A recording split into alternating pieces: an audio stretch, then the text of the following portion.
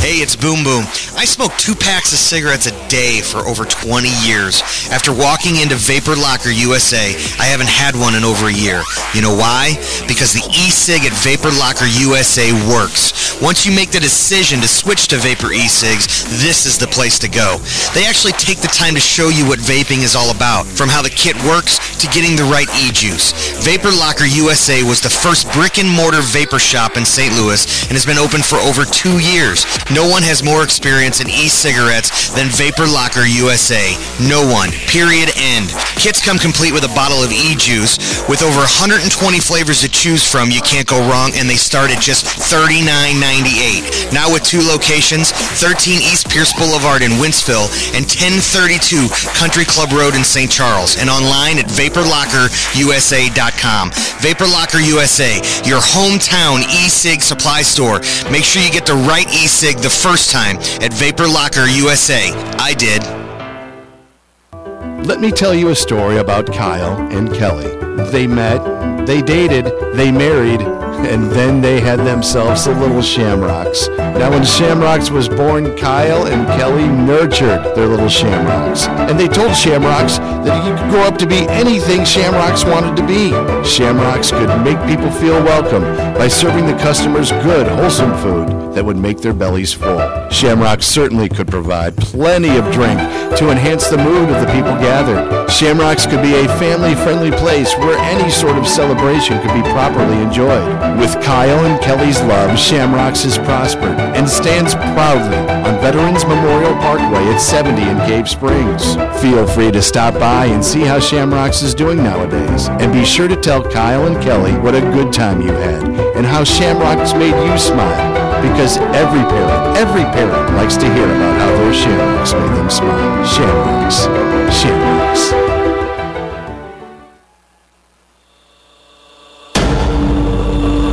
Welcome to the Vapor Locker USA pregame show for the St. Louis Ambush. Here's Joe De Niro and Bill McDermott. Welcome, everybody, live at the Family Arena. It is Ambush Soccer on TalkSTL.com and YouTube.com. Honored to be joined by Mr. Soccer, Bill McDermott. Welcome back, sir. Thank you, Joe. How you been? Doing great. How was your holiday? Not too bad. Fairly nice. Are you like me? You glad it's over? Yes, sir. Let's get on with the new year. We've been thrown into the new year already. Absolutely. With the Armageddon aspect of 25 inches of snow coming Sunday night. It's already affecting us. Close the shops. Close the schools. Nobody can go anywhere. Get the bread and the milk. Well, it has affected the opponent tonight. It was supposed to be the Rochester Lancers, but because of the winter weather, the Weathermageddon, if you will, last-minute scheduling, the Milwaukee Wave are in town. And this is going to be a very interesting game because the last time that the Ambush locked horns with the Wave, it was not a very good result. It didn't work out well. No, not so much. 24-4, as a matter of fact, last Saturday up in Milwaukee. Their big scorer, Carlos Munoz, who has 34 points, leads them. Amazing. He had 4 goals himself. Daryl Duran told me prior to the game that on the boards, we didn't take care of our people accordingly. Right. We allowed people to receive the ball in a dangerous area, run right at our defense, and consequently it did not turn out well. They are an experienced team. They are in first place now. The Milwaukee Wave is. Baltimore, the Missouri Comets, and Syracuse, just one game behind. All 3 of those teams just one game behind. So, but an important weekend for the St. Louis Ambush because last weekend, in my absence, you obviously did a splendid job on Sunday. It was a heck of a game. Yeah. It really was. Overtime game, second overtime game that the Ambush have played, first one that they've won. And I tell you what, that looked like it was a game that could have gotten out of hand in a hurry. Ambush had the lead with less than a second left. They scored, not the Ambush, but they gave up a goal. And you thought, let's hope this doesn't turn the tide. Not only did it turn the tide, it gave the opposition the lead, and you thought they're going to have to chase the whole time. But they just did what they were supposed to do, played great defense. They really did. Didn't panic, waited to get balls deep into the opposing zone, and took their shots when they could. And O'Dane Sinclair, a 2-on-1, and a really, really nice play to Roach to tie the game. And then Corey Adamson gets the winner, and this place just went nuts. It was really good to see. Well, that twosome of O'Dane Sinclair and Mike Roach has really been gelling as of late. They're together again tonight, and Daryl Duran has been very happy with their play. He didn't think it would take Mike Roach very long to catch on to this indoor game, and it certainly hasn't. Had great patience on the tying goal, by the way, and it was one of those that if you're a young kid or you're somebody that's inexperienced, you probably try and take the shot right away and it gets blocked. End of story. Who knows what happens after that, but he had great patience, and it was sort of an outside-in move. Waited for the perfect shot and put it in, and just kudos to the entire team. The defense was absolutely amazing. A guy that really played a great defensive game and made a save when Jeff Ritchie had to jump out of position was Chad Vandegrift. Made a save pretty darn close to the line, but just basically his whole life and limb he risked in the box and played a very, very good defensive game. And you could say that about a lot of players on this Ambush team. I had the pleasure of watching Roach and Vandegrift in their St. Louis University days and their intercollegiate days. And both when coming back to St. Louis, first of all, we're happy about that, and B, really showed the fact to the local St. Louis soccer community that they were indeed happy to be back here. They played superbly throughout their last couple years at St. Louis University. Well, it is definitely translating to this indoor game, too. And the nice thing, too, Bill, and we talked about this during the first game way back when. It doesn't feel like it was that long ago. But there was a month in between games there for a while, which took a bit, that game on the 29th. But it's really nice to see that, not unlike the Steamers, they're trying to pack the roster with a lot of local players. Yes, and I think that's a real key element to it, Joe. Indoor soccer in particular, because that is the benchmark as to, I think, why the Steamers were so popular and so successful. Now, the mixture of the predominance of St. Louis players with other players that were literally walking with open arms and really made a home for themselves here in the community, therein lied the overall success of the Steamers, the Storm, and the Ambush. Along with, to go back even further, to NASL days with the St. Louis Stars. I used to love the Stars. The predominance of St. Louis players linked with very good quality outside players. And we're seeing that now, and it's starting to pay off. I think the fans are starting to grab their team favorites. And speaking of favorites, Jeff DiMaria is a guy that's probably a couple weeks away, unfortunately, from coming back with that calf injury. He was a guy that was out in the last game against the Milwaukee Wave. Also out was Dan Antoniuk. He played sparingly last game. Hopefully he's a little healthier and able to go. I talked to him in the locker room tonight, though, about an hour ago. I'm feeling it's getting a little better. I don't know if he'll be featured for a total shift all night long, but I know Darryl likes his size. But I think the thing he likes about him most of all, Joe, is his ability to keep the ball so that other players join while he keeps it in a dangerous position. Exactly. And he still, even though with the injury, did a good job of that, although, as I said, sparingly, you could tell he wasn't feeling himself, and there was a noticeable limp. So hopefully he'll be better tonight. Mike Mesley back in the lineup as well. Yes. Missed the last 2 games, including that Milwaukee Wave game. And that's a guy that I think is another key part of this team. All of these guys together have played really well, and I think if they stay within Darryl Duran's scheme, as they did last week, I think they're going to be successful. I think so, too. And let's not forget that the Ambush is it's an expansion team. They've gotten a lot of players who have indeed played indoor soccer, but not on the same team together. Right. It does take a while against teams like, this team here, for instance, the Milwaukee Wave. They have some continuity going season after season. A lot of experienced players, perennial champions in the league, or at least always in the hunt for the overall championship crown.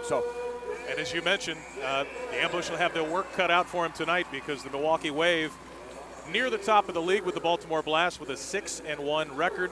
We'll get you set with the lineups, and we'll have the national anthem when we come back as well. Again, was supposed to be Rochester Lancers tonight. Due to weather, it's the Milwaukee Wave. The Rochester Lancers will be in tomorrow afternoon. It's a quick turnaround. Yeah. So not only are the Ambush going to have to play good soccer, but they're going to have to get good rest tonight as well. Positively. To come back during the Get those afternoon. points. Get those points in home games. Get them and get them now. Yep. That's Bill McDermott. I'm Joe De Niro. We are set for kickoff in just a few minutes. We'll get you set who's in, who's out, who to look for, and much, much more coming up right after this on TalkSTL.com. It is St. Louis Ambush Soccer against the Milwaukee Wave tonight, and we're back after this on YouTube.com and TalkSTL.com.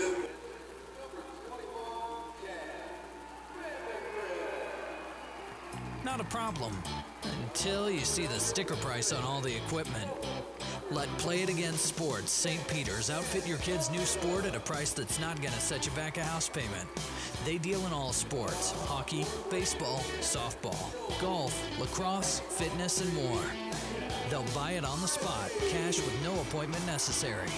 All sports, all year long. Don't get stuck with a garage full of equipment that doesn't fit. Take it in to Play It Again Sports and trade it for something they can use. Open 7 days a week and online at playitagainsportsstpeters.com. Kids grow up quick and jump as much as 2 to 3 sizes in a season. That's why Play It Again Sports in St. Peter's is there to save you money and make everybody smile. Reuse, recycle, replay at Play It Again Sports in St. Peter's off Mid Rivers Mall Drive.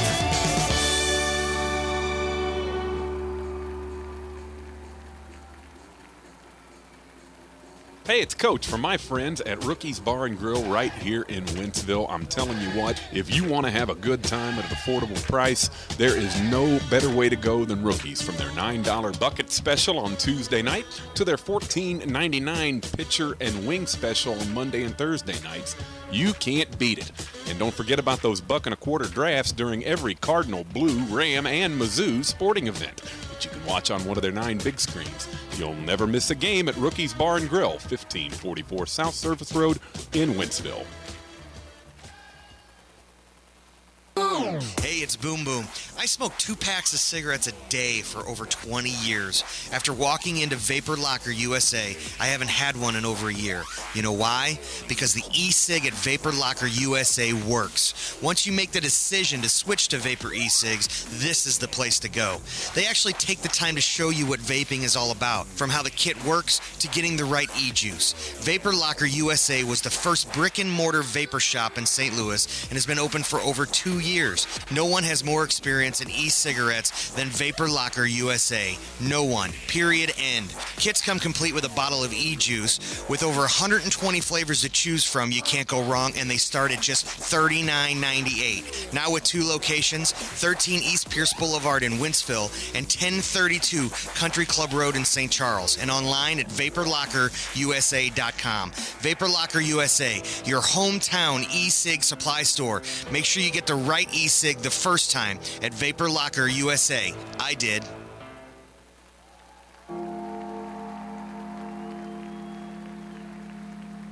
Here's a number you need to put in your phone right now, 314-291-8899. That's our friend, attorney at law, Jason Faust. And trust me, from a guy who's been married 14 times, I know good and bad attorneys. You need a guy you can trust. That is Jason Faust. That's F-A-U-S-S. Whether you're talking bankruptcy, criminal defense, DUI, DWIs, family laws, you name it, he's your guy. Find him on faustlaw.com. If you or a loved one are in need of a lawyer, give our friend Jason Faust a call. He'll help you out. 314-291-8899. He's a good guy. He's on the show every Friday. We know Jason Faust, and he's a reasonable priced lawyer. So call him today. That number again, 314-291-8899 for attorney Jason Faust, F-A-U-S-S. He's local, just like you. The decision to hire an attorney is an important one and should not be based solely on advertising. You're listening to the St. Louis Ambush pregame show on TalkSTL.com. Brought to you by Vapor Locker USA, your hometown electronic cigarette supply store. Now with 2 locations, 13 East Pierce Boulevard in Wentzville and 1032 Country Club Road in St. Charles. Also at VaporLockerUSA.com. Now back to Joe De Niro and Bill McDermott. Just about set for kickoff here in just a minute or so. Alongside Bill McDermott, I'm Joe De Niro. Welcome as we have a little change tonight. Well, actually, it's a big change. They were supposed to play the Rochester Lancers, but because of weather, they will play them tomorrow afternoon at 1:30. If you'd like tickets for that, go to stlewisambush.com or just come to the Family Arena tomorrow anytime and purchase those tickets. They start at $15. It'll be the Milwaukee Wave tonight, and we know all about the Milwaukee Wave, Bill McDermott. As we mentioned before, not a pretty loss in Milwaukee. You can use the excuse that the Ambush were a little dinged up, but I know Daryl Duran wouldn't allow that. It's like we still need to play better no matter who's in there. Positively, and that's the tactic that he takes coming into any game. Improve, get better at what you did not do the way we set out to do it. Have some pride in yourselves and your uniform and the city you represent. And tonight, as you just pointed out so accurately, Joe, is the excellent opportunity to do that. Let's face it, you're embarrassed out of town, 24-4. You get a chance right away tonight. That was just last Saturday. And you get a chance because Milwaukee's in first place. Not only do you get a chance to get back into the win column with a win at home, but you get a chance to judge yourself against the team that's leading the league right now and see where you do indeed have to adjust for the rest of the year. And we are about set for the opening kick here. It's Olivero for the Milwaukee Wave. And we are underway as they kick it back to midfield. Milwaukee Wave will start with the ball. Left side is Quiros. It's number 23. He kicks it into the ambush zone. Good play there. Antoniuk tries. And now the ambush finally get control of it. Antoniuk, a shot and a good save there by the Milwaukee keeper. Marcel Feenstra getting the start tonight. A sprained wrist. Nick Vorberg not able to go tonight. A real veteran in this league. The goalkeeper coach told me he may be ready in about a week, but not quite ready to go tonight. Was Nick Vorberg. That's fine by the ambush and fine by us. Yes. Absolutely. He's a superb goalkeeper. Here's Pablo at midfield to Quiros. Number 23. Leite. Not the one we thought it was. No, sir. Much younger. Much longer. The Marcel Leite, who got his start in indoor soccer playing for the Pittsburgh Spirit, Joe. How about that? Yes. That's a long time Yes, ago. sir. Back we come. We had a shot, and it luckily went high as we were talking there. Here's Leite on the left-hand side to the yellow line, tries to set thing up for the Milwaukee Wave. Big left, and that's a big save there by Jeff Ritchie. He was in good position there. He was, Joe, because that ball got on him very quickly. Marcio Leite up from the left back position. No one attacked him. No one went to him, so he continued to take that position, got forward. Nice shot at the near post. Good save by Ritchie. It's going to be a restart here for the Milwaukee Wave. Fabinho was tripped. Big shot here. That one goes off the post, luckily for the ambush. Finally cleared all the way back to midfield. And Fabinho will kick it back to his keeper, Feenstra. You could see that Milwaukee right away, Joe, they do indeed play with the confidence, do they not? They get the ball in the back. They keep it to wait for something that's on, wait for people to show. Here's Munoz. Watch him. Big save there. Rebound. Another save by Jeff Ritchie. Good positioning again, Bill. Yes, very much so. Good goal. He's in the right spot. Because Carlos Munoz, you pointed out, Joe, on that shot, he will shoot from anywhere. That's why he has 34 points for them, their leading scorer so far in this 2013-14 season. And 5 of those are three-point goals. Yes, so sir. You've got to, as you said, you got to watch it. Here's the hero from the other night, Corey Adamson, for the ambush. In the corner now for Schmerman. Adamson back with control.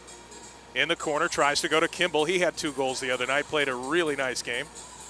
Grork loses the ball there, back into the Milwaukee zone, and now it's cleared into the crowd. That'll be a restart for the St. Louis ambush. So both teams trying to feel each other out here. So far, you can see Milwaukee pushing the pace a lot like Syracuse did the other night. And if the ambush can kind of stay at home and get 5 guys back, here's the restart from Roach. Right side, a big shot. Couldn't get the knee over the ball, and Antonia goes high, and that'll be a restart for the keeper, Feenstra, for the Milwaukee Wave. Good idea between Roach and Antonia there. That ball was designed to be hit first time like Dan did. Just got behind it a bit too much. And back come the Wave. Out of their own zone, this is Fontana, number 20. Midfield now for number 12, Pablo. Pablo goes left side. Back to midfield they come. That's Quiroz, number 23. This one goes off of Mesley and back to the keeper, Jeff Ritchie. Playing it with his feet, directing the troops. Kicks this one to midfield to Roach. Roach now a good, this may be a breakaway. It's a 2-on-2. There's Antoniuk and a nice defensive play. Rebound, the shot by Roach. And finally, it deflects into the box, and a nice save by Feenstra. Good pressure there by the ambush. Very much so, Joe. Roach makes the whole play possible. He starts by showing. They play him in the center circle. He lays it off, gets the return pass, and then almost scores on a rebound. No score here with 11:40 left in the first quarter between the Milwaukee Wave and the St. Louis ambush. Wave ball, here's Quiroz. Tries to get it into the box. That goes to Bennett. Bennett handles it back to Pablo with the left in the box, and a good play there. Here back come the ambush. It's O'Dane Sinclair. Slide tackle there by Quiroz, and a nice one. He gets the ball cleanly, and back comes Pereira. Good tackle by the last man back, number 23, Victor Quiroz. Very nicely done against O'Dane Sinclair, because he had one thought on his mind, Joe, going right at the goal. And he had a head of steam, too. He's quick for a big guy. Back come the Milwaukee Wave. Leite, a name you might have heard before. Number 77 kicks it into the corner, and back out come the ambush. This one is cleared to midfield. Head ball now. And finally, that ball bounces around midfield. Looked like it was never going to come down. Who wants it? The ambush do. That's Dow for the ambush. Kicks it back nicely to Vandergrift. He loses the ball for a moment, but the ambush retained possession. Good work by number 5, Corey Dow, to dig that ball out, enable the ambush to keep the ball at midfield for Chad Vandergrift. Ritchie now, all the way into the zone. A head ball goes wide. Nice try there. Boy, nicely flatted out of his own backfield by Ritchie. Whoa, another shot. This from Adamson, a three-point try goes wide. So the ambush getting their chances here. Nice to see them, Bill, push the pace a little bit. They're pushing the pace. They're making this other team play, the visitors play, which is what you want to do. Make them play in your home games. Careful here. In front. Bounds around, and a nice defensive play there by Grork. He held it up just enough for Jeff Ritchie to grab the ball, and now he, with his feet, to Grork again. It's intercepted. To Leite, left side, back in front. A shot. Rebound, and it's finally controlled by Ritchie. That bounced off the boards. A nice play by Mike Mesley to control it for a brief moment and give his keeper a chance. He kicked it right back into the arms of the goalkeeper. Wow. Jeff Ritchie, who's been very alert so far here this evening. Good positioning. Now the Wave steal it. Try to get something going. Leite with a head ball at midfield. Now Roach off his chest, tries to control, loses the ball. And they're going to ring him up for a foul at midfield. 9:15 left to go here in the first. No score between the Milwaukee Wave and your St. Louis Ambush. Here's Pablo, number 12 at midfield, to Walls for the Wave. Nice move by Walls. Takes on two defenders.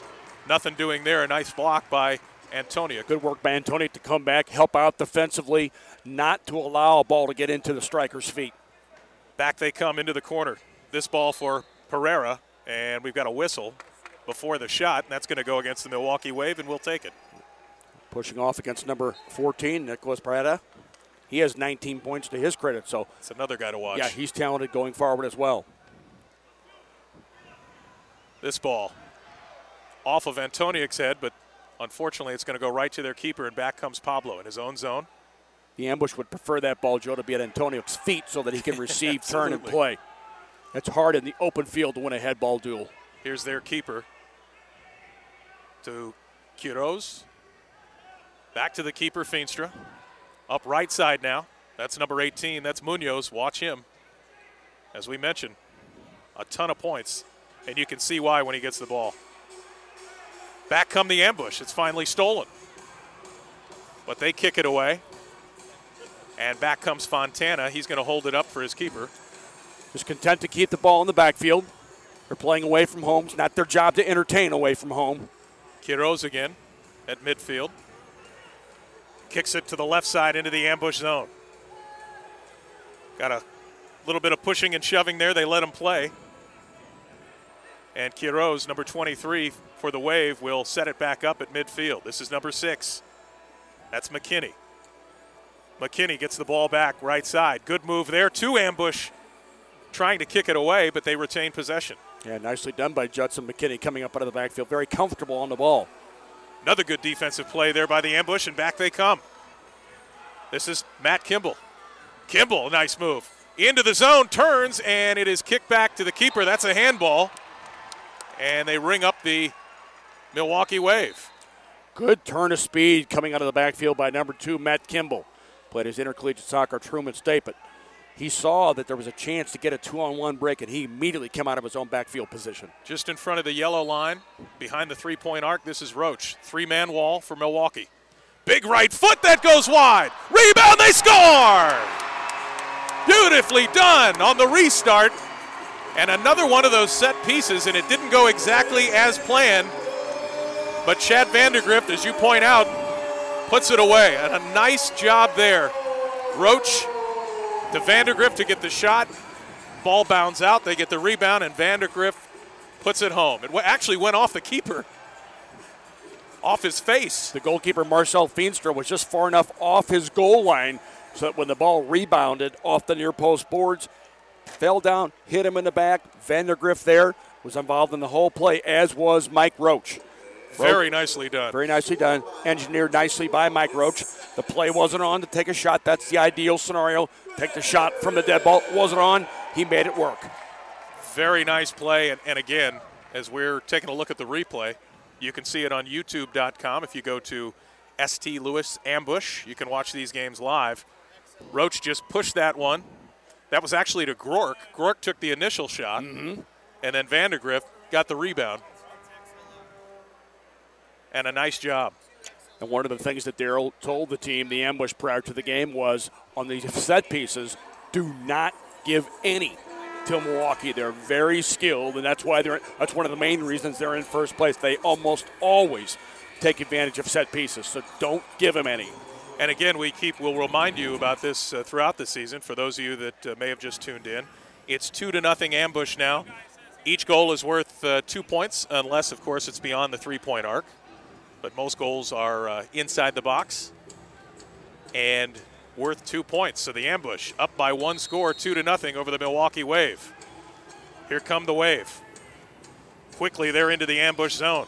This is Bennett, a shot, diving save, and a nice one by Ritchie. Again, in the right place at the right time, and he is just seeing the ball well. Excellent goalkeeping from number 23, Jeff Ritchie.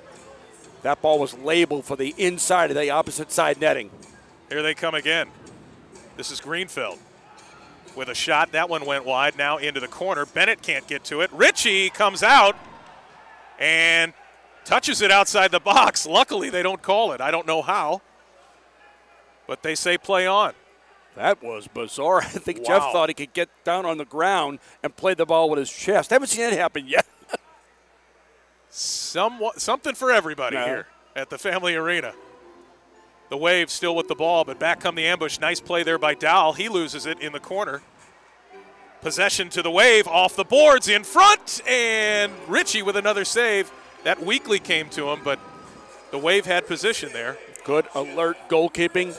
The defenders for the ambush doing one of the things that Daryl Duran said they should try to do, not allow the Milwaukee Wave in the offensive third to receive and turn and go at them. And a nice play to get some bodies in front of that ball. Here's Vance to the corner for, that is Antoniuk. This back to Mattingly at midfield, just beyond the yellow line. Puts this one into the corner. It's intercepted there by Olivero. He kicks it, looked like it was going to go out of play, but it stays in. That's Fabinho, number 8. Fabinho, one name, like Madonna, for the Milwaukee Wave. I don't think he sells out concerts like Madonna. I wouldn't think so. If he does, we're in the wrong business. Exactly. Back to their keeper, it finally goes to Marcel Feenstra. And back come the Wave. Slowly they bring it up to midfield. This is Greenfield. Greenfield, right side. Leite trips over it, but retains possession. Nice job to keep possession there. He still has it. Very comfortable on the ball is number 77, Marcio Leite. 4:58 left. Shot off the post and finally cleared there. Nice play to get it out. Boy, the Wave have had open shot. That one was taken by Jonathan Greenfield. Hit the opposite post away from Jeff Ritchie. And a nice job by Vandergriff again to be in the right place defensively. He did that all last game. The Wave now trying to get something going, but Gork will have none of it. Back he comes. Kicks it left side to a rushing Roach. He wants to stop it. Leite there. And here comes O'Dane Sinclair. Another slide tackle, that by Leite. A nice play, and Sinclair twice has been the victim of two really good slide tackles. Really nice slide tackles in the open field, no less. Good defensive job by the Milwaukee Wave because they realize that O'Dane Sinclair, with the ball at his feet, is going right at the goal. And is very, very dangerous. Back to their keeper they go. Number 18, their points leader, Munoz. With that left, strong left foot, kicks it into the corner. Got some jockeying for position there. They let him play on. There's a shot. That one's deflected. It goes off Munoz, and now the ambush have it. That's Schmerman trying to get it out of the ambush zone. Munoz controls it there. Couple of moves. Another move is pushed down, and he's going to draw the call. Careful, these free kick set pieces, one of the things Daryl Duran warned against, but Kyle Hobson did not want Munoz to get in one-on-one. Munoz takes a shot there, as you said. He will shoot from the center circle. My goodness, and he's darn accurate, too. That didn't miss by much. No, it did not. Luckily, it went wide to the far right side. Back comes Quiroz. Fontana there, number 20, back to Quiroz. Midfield for McKinney. The Wave now methodically just trying to move the ball slowly into the ambush zone. They do. Nice job there defensively. That was a good play by Kyle Hobson. Roach was fouled late. Not sure why the horn keeps going off, but we've got 2:54 left here in the first quarter. The ambush with a 2-0 lead. That's the referee was just motioning that, Joe. Yeah. What is with the second whistle here? Second horn, I should say. Why do we keep getting horns? But you see, game after game, Mike Roche continues to improve. His main attribute is his comfort level on the ball. And he always had that outdoors.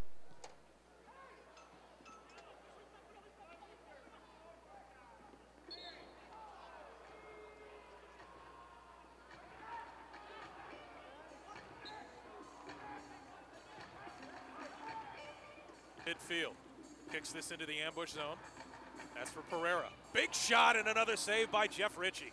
Ritchie has been on it so far. He really has been. The ambush. Yeah. Nice job to get it out of their own zone. This is Schmerman. Loses the ball there, gets it back, and now is two-hand tackled. We're going to get the call. Good job for him to stay with the ball there. It'll be a restart. Very nicely done by the young player, number 17, Richard Schmerman. Jeff DeMaria said he really likes him. He played his first game just last week, and he looked pretty good. Yes, he did. Jeff was very high on his abilities. Head ball into the box. Kimball there, but can't get a big enough piece of it. Back it comes. This is Pereira, number 14, moves inside, takes a dive. The ref says no, and back comes Kimball. It's a 2-on-1 for the ambush. Kimball, right side, in front, shot. Oh, he had a wide open net. Rebound goes over the net, and Corey Dahl is kicking himself there. Boy, is he ever. Wonderful work by number 2, Matt Kimball, to get forward on that right flank. An excellent, superb outlet ball. The early outlet ball from Jeff Ritchie. Another thing that Daryl Duran put on the blackboard prior to the game. Early balls from the backfield from the goalkeeper. And Jeff Ritchie does a fantastic job. He really does. It's instant offense when your goalkeeper is competent, not just with his arm, but with his feet. And he's constantly looking downfield, which I really, really like. He looks long first all the time, Joe. Here's Bennett. The Wave now. Down 2-0 to the ambush. 1:43 left in the quarter. Fabinho now. Midfield for number 28, that's Greenfield. Back to Fabinho. In the corner he goes, the ambush intercept. Here's O'Dane Sinclair. Trying to get something going. He'll slow it down, wait for the troops. And back to Chris Mattingly he goes. Good job from O'Dane Sinclair to win the ball first and then keep it, change people, get different people on the floor, then go forward. Vandegrift and Greenfield battle for it, but back come the Wave. This is Bennett. Bennett's got some room. He turns with the left. He shoots off the far post, luckily. And back it comes out near the yellow line. Boy, Milwaukee has had some excellent opportunities, just going wide, just over the top of the crossbar, and they have some very dangerous players, not just number 18, Carlos Munoz. They have some excellent forwards. And again, with 56.5 seconds left, the horn goes off, and they're trying to figure it out. And the Wave is really upset because they were in the offensive third, and they had a chance and thought the quarter was over. And they've got to rectify that. Oh, positively. 2-0 here, ambush. It'll be a restart for Marcio Leite, number 77. Got to find out if that's Leite's son. I'm guessing it is by just the looks of him. Positively, we would think so. He'll start in just to the left of the ambush net. Watch Munoz standing just beyond the three-point arc. He's also got Bennett out there, Pablo, number 12, and Olivero, number 21. And Ian Bennett, who has 23 points to his credit, he's very dangerous going forward at a wide position. This team is just a points machine. They really are. Impressive. But so far, the ambush have kept him in check. Let's hope that continues with 56.5 seconds left in the first quarter. Alongside Bill McDermott, I'm Joe DeNiro. Welcome to St. Louis Ambush Soccer as they lead the Milwaukee Wave by a score of 2-0. The Wave are in because the Rochester Lancers can't make it here until tomorrow afternoon, so we'll do a little flip-flop. Yep. Leite on the restart. It's Munoz now. Munoz left around the boards, and that one dangerously in front. They try and clear. Pablo with a shot. That's deflected in front. The ambush, another shot by the Wave, and back comes Roach. Here come the ambush. He's got Dahl if he can find him. Nice defensive play there. Roach stays with it. Dahl goes to get it, and it's intercepted, and back come the Milwaukee Wave. This is Pablo. He's got numbers. A left, he scores. With 28 seconds left in the first quarter, and a nice job there by Pablo, unassisted. And Bill, what I noticed, he looked off the defense and precisely, and the goalkeeper as well. Made it look like he was going to dish that one and just towed that one into the left corner. He had two forwards, Joe, either one of whom he could have played. He looked over to the right wing initially, then to the left. The goalkeeper went for that momentary feint. He toe-poked one in on the ground behind Jeff Ritchie. Nicely done from number 12, Pablo. And unfortunately, they tie it up here. Yep. with 27 seconds left in the first quarter. Man, this team strikes quickly. Back come the ambush. Trying to get something going here just before the end of the quarter. 20 seconds left. This is Kimball. In front for Dowell. Shot, they score! Dowell went for it. It went off the boards, went over his head. And Matt Kimball has his third goal in 2 games. Nicely done ambush. That's the way you come back after giving up a tying goal. An immediate reply from the St. Louis ambush with 14.8 seconds remaining. Matt Kimball gets this goal simply because he would not let the play die. We've seen him 2 times so far this evening get forward on that right flank coming out of the backfield. He won't let the play die, continues to stay involved. He stayed on it. That's why the ambush now have a 4-2 lead. 14 seconds left. And now we've got another stoppage. Not sure what that was, but they are going to redo the restart here at center. And the Wave going to try and get one more burst going. They go back to their keeper, Feenstra. Feenstra with 5 seconds. All the way into the ambush zone. Playing catch with Jeff Ritchie, and that'll do it for the first quarter. As we get set for the second, the ambush on top 4-2 against the Milwaukee Wave.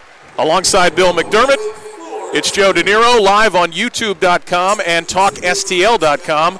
This is St. Louis Ambush Soccer. Let me tell you a story about Kyle and Kelly.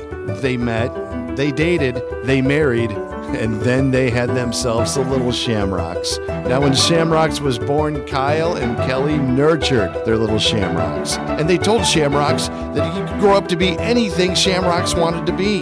Shamrocks could make people feel welcome by serving the customers good, wholesome food that would make their bellies full. Shamrocks certainly could provide plenty of drink to enhance the mood of the people gathered. Shamrocks could be a family-friendly place where any sort of celebration could be properly enjoyed. With Kyle and Kelly's love, Shamrocks has prospered and stands proudly on Veterans Memorial Parkway at 70 in Cave Springs. Feel free to stop by and see how Shamrocks is doing nowadays. And be sure to tell Kyle and Kelly what a good time you had and how Shamrocks made you smile. Because every parent likes to hear about how their Shamrocks made them smile. Shamrocks. Shamrocks.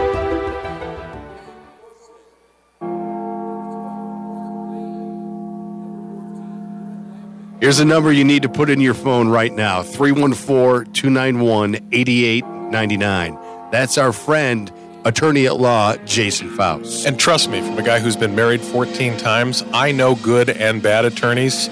You need a guy you can trust. That is Jason Faust. That's F-A-U-S-S. Whether you're talking bankruptcy, criminal defense, DUI, DWIs, family laws, you name it, he's your guy. Find him on faustlaw.com. If you or a loved one are in need of a lawyer, give our friend Jason Faust a call. He'll help you out. 314-291-8899. He's a good guy. He's on the show every Friday. We know Jason Faust, and he's a reasonable priced lawyer. So call him today. That number again, 314-291-8899 for attorney Jason Faust, F-A-U-S-S. He's local, just like you. The decision to hire an attorney is an important one and should not be based solely on advertising. Tom, have you been to Jack Wagon's Teachers lately? I've swung some balls at Jack Wagon's inside the wiffle ball cage, the only one around. The World Series of wiffle ball happens at Jack Wagon's, but it's so much more. If you want to go there and just have a drink, watch a game, play some pool, throw some bags, karaoke, the wiffle balls we mentioned, you can do all that. Oh, plus, ding, there's fantastic food. Jack Wagon's Teachers. It's 94 in Jungerman. Hard J. And there's also a taco/nacho bar on Wednesdays, 3 p.m. to close, $3.99. Plus, they have on Wednesdays this whole competition. Throw 8 pucks on the shuffleboard table, 8 swings, 8 bags, and if you answer 10 trivia questions, all of those, winners get Blues tickets. And you must wear clothes. It's a requirement at Jack Wagon's. Well, not all the time. I've seen you shirtless in a wiffle ball cage. But go to Jack Wagon's Teachers. It is a very cool place, or we wouldn't say that. 94 and Jungerman, Jack Wagon's Teachers. It's not just billiards anymore.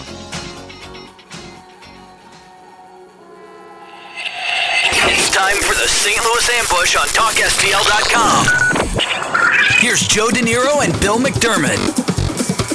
As we get set for quarter number 2, your St. Louis Ambush, even though it doesn't say it on the scoreboard, they wiped it clean. 4-2 is the score. We're pretty sure of that. We're pretty sure they've just played one quarter.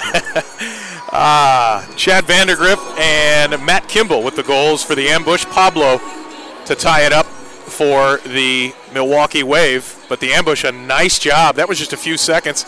10 or 12 after that goal. 27 seconds 27? left when Pablo scored, and 14 seconds left when Matt Kimball scored. Unbelievable. So 13 seconds. How about that?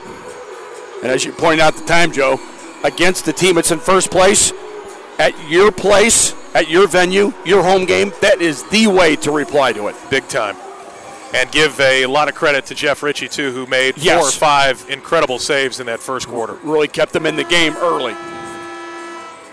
Speaking of goalkeepers, we should point out that Nick Vorberg is not playing tonight for the Milwaukee Wave. Their customary goalkeeper getting the start tonight. Just his 4th game so far is Marcel Feenstra. And the Ambush get the ball to start the second quarter here. Into the Wave zone. This is in the corner. And back come the Ambush to Vandergrift. At midfield now. Giving chase there is number 14, that's Pereira. And watch the Wave here putting a little pressure on. Vandergrift now pushes the pace. He's got Roach on the right side, gives it to him, and at midfield, Roach with that left in the box. Nice job there, but a blocked shot as Gork tried to pull one off. And you can tell that Dan Antoniuk, Bill, is running a lot better than he was last game. He Very looks like much he's so. Yeah. got a little pep to his step. Yes, and he's doing a good job of what he's supposed to do as that big target man. Keep the ball, let others wait. They join. Milwaukee Wave. Quiroz with a shot. Nice block there. And back it goes all the way to their keeper. That's Marcel Feenstra. Chad Vandergrift with another block. Doing a nice job getting in the way. Very much so. He's very active tonight. He is Chad Vandergrift. He started the scoring for the Ambush, as a matter of fact. Leite a shot. An arm save by Ritchie. He just got enough of that ball to keep it out of the cage. Another wonderful save by Jeff Ritchie. Again, great position tonight by Ritchie. He's played more than 484 minutes, Joe. I mean, he's the guy for the Ambush. Yes, he is. Good with his feet as well. Mm-hmm. Adamson marks up on Leite. Now to midfield. This is Greenfield. Fabinho in there as well. He cycles down low. Greenfield looking for something here. The Ambush not giving up a whole lot of room. I like this defense. Finally get it inside, but not enough to get a shot off. This is Olivero. Beyond three-point range. Now moves into near the box, the top of the key. Mesley, a good play there, tries to steal, but the Wave retain possession. Adamson there. Loses it to McKinney. McKinney, a nice block by Mesley. Good job to sacrifice his body, and back come the Ambush. This is Kimball. Yeah, excellent sliding tackle for number 13, Mike Mesley. Kimball, 2-on-4 here. Tripped up, no call. The Wave gets the ball, and back they come. Leite with it. He'll kick it back to his keeper. And Feenstra with his feet will bring it out. Milwaukee again, calm, composed on the ball. Knock it back to the goalkeeper. Will change some people in the process. Munoz out there now. He gets the ball right side. On him is Roach. Roach, nice positioning. He steals it. And all the way back to the keeper, Ritchie. Good job there by Roach. Fair. Darryl said prior to the game, another one of the things he marked on the scoreboard, find your man, locate him, stay with him. 2-on-1, big save! Oh, another one by Jeff Ritchie.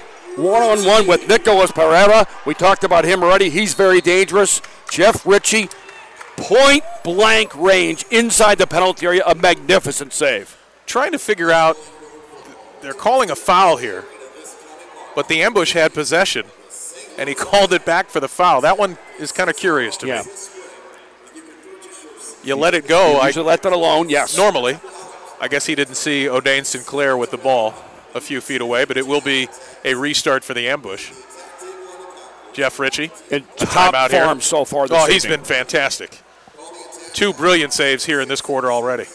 Here's O'Dane Sinclair, and gets unlucky there. It goes off his chest and over the boards. Just couldn't quite bring it down. That's a dangerous duo. We talked about that, Joe, with Mike Roach and O'Dane Sinclair up there. Very comfortable playing alongside of each other. One shows short, one long. Another thing that Darryl Duran wants Jeff Ritchie to vary his plays. Short, then long. Never know what's coming. Here's Pereira. Left side, being marked there, but gets by the ambush defense.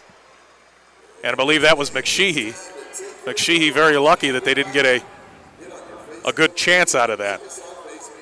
He got beat at the corner, but in the right place at the right time, Jeff Ritchie. Got his body in the way. McSheehy doing a nice job alongside of Mesley in the backfield for the St. Louis Ambush. Mesley, he's a veteran of indoor soccer, played with the Wichita Wings last year. And they certainly did miss the likes of him and Jeff DiMaria and Antonia. Oh, yeah. In the last game. Yeah, you take Jeff DiMaria out of your lineup. First of all, A1, an absolute workhorse in the center part of the field. Very gifted with the ball at his feet. And like Mike Roach, very comfortable and composed with it as well. 10:45 here left in the second quarter. Ambush up 4-2. Here's Bennett, a shot. Good positioning again by Jeff Ritchie, makes it look easy. Got his body right in front of that shot at the near post. That can be troublesome if you don't get your entire body in front of that. Ritchie with the outlet pass. Antoniuk loses it there, and back comes Pablo, who's got the only goal for the Wave. Just outside the box. That's Pereira in front. A shot. Don't know how he got that off, but it went wide. Pablo back to Quiroz. Quiroz at midfield is going to go all the way back to his keeper, Feenstra. And to the right side, he'll go to number 20, Fontana. Fontana with his right. Comes back across midfield. Back they go to number 6. That's Judson McKinney. Pablo now. Misses Fontana. Mesley gives chase. Gets bumped off the ball, but he keeps possession. Here comes Kimball, and that ball has just got a little too much on it as the keeper gets to it. Just a bit too much into Kimball's path because he was off to the races with the goalkeeper in his way, and that's it. Here comes Roach. Feenstra, a nice play to come out and play that ball, even though he kicked it out. Here's Schmerman, number 17, newly to the ambush since last game. Back to Vandergriff. Vandergriff back to Schmerman. Near the yellow line, now back to midfield they go in front of the Wave bench. And Mike Roach a bit deeper now in this particular outing for the St. Louis Ambush, playing alongside of Chan Vandergriff in the back. Little different look here. And back to Ritchie they go. With his feet, he'll play this one. Nicely done. He looks like he's in trouble, and he just taps that one to Vandergriff. Calmly, coolly finds somebody open. Out of trouble. He's got to come out now near the three-point arc to Roach at midfield. Nice play. Roach, Vandergriff, good head ball. Here come the ambush, and Vance tried it there to get to Schmerman, and they go in front, and that one is stolen. Good attempt by the ambush. Leite. Yeah, good attempt by the ambush to get a ball in behind the last 3 defenders. And that was number 17, Richard Schmerman, who had come out of the backfield. Having words with Leite. Yeah, Marceau didn't like that last tackle by Schmerman. And Leite comes up with the ball. Right towards Schmerman, moves to the right. Ill-advised shot weakly into the box. And guess who will handle that one? With absolutely no difficulty. Jeff Ritchie. Got some numbers here. The ambush in front. Oh, a very nicely done save by Feenstra. As Grork was there. And Feenstra had the positioning there. Grork couldn't do anything with it. That's excellent goalkeeping from Marcel Feenstra.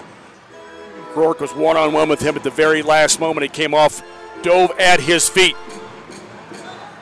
This ball goes out of play. An unenviable part of the job description of a goalkeeper. No doubt. One-on-one dive at a last offensive player's feet. Never easy. All the way back into the ambush zone now. This ball from Ritchie. That's number 8. That is Kyle Hobson. Hobson up the right side. He's got Dan Antonio.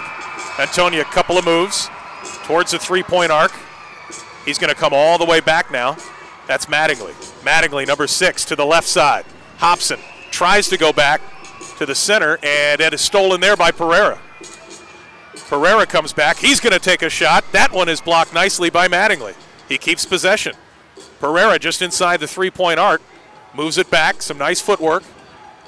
And he kicks it right side, but Mesley is there. Mattingly tries to clear it, but Quiroz Kicks this one back near the box, right side. Good positioning there by Antoniuk. And he kicks it away. This is Adamson. Adamson tries to get it out of his own zone. Ball finally comes to midfield. Antoniuk can't get control, and it'll go all the way back to Quiroz in his own zone. Good job by Antoniuk there, playing both ways, Joe, up and back. Here's Munoz. Watch him. Big left foot. Nice block there. Very nicely done by the ambush defense. And that was Kimball. Number 29, big left foot. And it's finally corralled down by Roach, and they're going to ring up J.C. Banks for a little push-off there. Ambush ball on the restart. Schmerman all the way up for Roach. Nice touch to Mesley. Mesley into the zone. He goes right side. Kimball, a shot! Did it go in? Uh-oh. They're going to say goal. He scores, and now the goalkeeper, Marcel Feenstra and Munoz, push each other. May I add, they're on the same team. Yes, they are. That ball goes in. Just a nice touch. Mesley over the yellow line. He goes to Kimball. Kimball waited, and with a right, he boots that ball in. Yeah, the first bounce looked like it cleared the goal line. The entire ball was over the goal line. But very nicely done again from Mike Roach, who shows inside the center circle. The ball comes out of the backfield. He plays it to a target.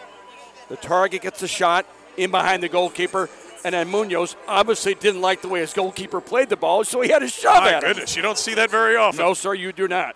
And now the Wave are going to take a timeout to cool down a little bit as well. Yeah. They should. And with 6:37 left in this second quarter, the 3-5 ambush on top of the 6-1 Milwaukee Waves, 6-2. So Matt Kimball with his second goal of the game, simply because he's adding to the offense. He's getting forward out of the backfield. He's doing his job first defensively, but joining the attack. It's imperative indoor soccer, Joe. You've watched it for so many years. When they put D by your name, you are not just a defender. You cannot be just a defender. No. You have to contribute to the offense. It's that way in the NHL as well. You got to be able to move the puck in that case. In this case, move the ball up. And the ambush doing a really nice job in the last couple of games of doing that. Hence the 6-2 lead. And again, keep in mind, goals are worth 2 points. Yep. So it's a 2-score lead right now. Every team, Joe, that we've watched over the years that's been successful in indoor soccer has defenders who can defend, obviously, get the ball to the backfield, but play with the ball at their feet. You have to have all ingredients. Carl Rose comes to mind. Very much so. Fantastic player on both sides. Back come the Wave. Pablo, three-point attempt. Just inside the three-point arc. Dowell goes down there. Looks like he might have hurt himself. Here's Sinclair. Sinclair, 2-on-2 now. Now it's a 2-on-3. He's going to turn, wait for a player, over to Adamson. Adamson right side. That ball is finally cleared by the Wave, and they're trying to control it in front of their bench. Back they come with some speed. This is Bennett. Nice pass there to Pablo, and he scores. Boy, that's a magnificent play by the Milwaukee Wave. Ian Bennett digs the ball out deep in his own defensive third, turns, joins the play, gets forward, comes forward on the right flank. Very nicely done for the Milwaukee Wave, getting forward in a very quick 2, 3, 4 seconds. Nothing more than that. That happened very quickly, and Bennett made that whole play happen, and a really nice finish by Pablo. And just like that, it's a one-score game again. 6-4, the ambush on top of the Milwaukee Wave with 5:56 left in the second quarter. That's Pablo's second goal of the game. He says, I see you, Matt Kimball, and I tie you. What a wonderful play to get the ball out of his own backfield by Ian Bennett. He made the entire play, and Pablo finished it off. Very quick transition by the Milwaukee Wave. Good defense there by Roach, by the way. Steals this one away from Leite. And the ambush trying to get something going with 5.5 left in the second quarter. Trying to increase their lead. As the Wave have come back and made it a one-score game. Leite, left side for Greenfield. At the yellow line, near the ambush bench. Good play there, nice clear, and a foul after the ball, and they're going to call it. And Vance got shoved. Walls doesn't like it. Tony Walls with the late fouls after the ball is gone. You're always going to get called for that. Always. Or you always should, at least. Positively, yes. But you could see Milwaukee, they're content to build the ball from their own backfield, Joe. Wait for a target man to show. He lays it off. If he can't receive in turn, he'll lay it off to an on-rushing midfielder. Not unlike what Syracuse was doing last game. Here's the ball into the, now it's Leite, actually. Midfield, it comes back. It was in the wave zone. Leite turns, shoots off the boards in front. That looked like a handball to Pereira, but they don't call it. They say he chested it down. Here's Fabinho. Pereira, top of the arc. Back to Greenfield. Looking for somebody. Give go. Greenfield can't get a shot. Nice defense there by the ambush. Leite, a nice move with the left. He waited too long. Couldn't get the quality shot off. Mattingly clears it, but not all the way out. And back to Quiroz it comes. Three-point try. That one goes just wide. And that ball was hammered. And here's Jeff Ritchie playing it with his feet. Good job to Antoniuk. Dan Antoniuk now. Right side, that's Mesley. Tries to get it to Dow. And that's intercepted. Quiroz. Quiroz back to, that's number 28. That's Greenfield. And back come the Wave. Matt Kimball, a good job to try and get it out there. Can't retain possession. Quiroz finally handles it. He goes left side to Bennett. Bennett with his right. Back to Quiroz, and here comes Kimball. Kimball with some speed. He's 1-on-2. Finally caught up with.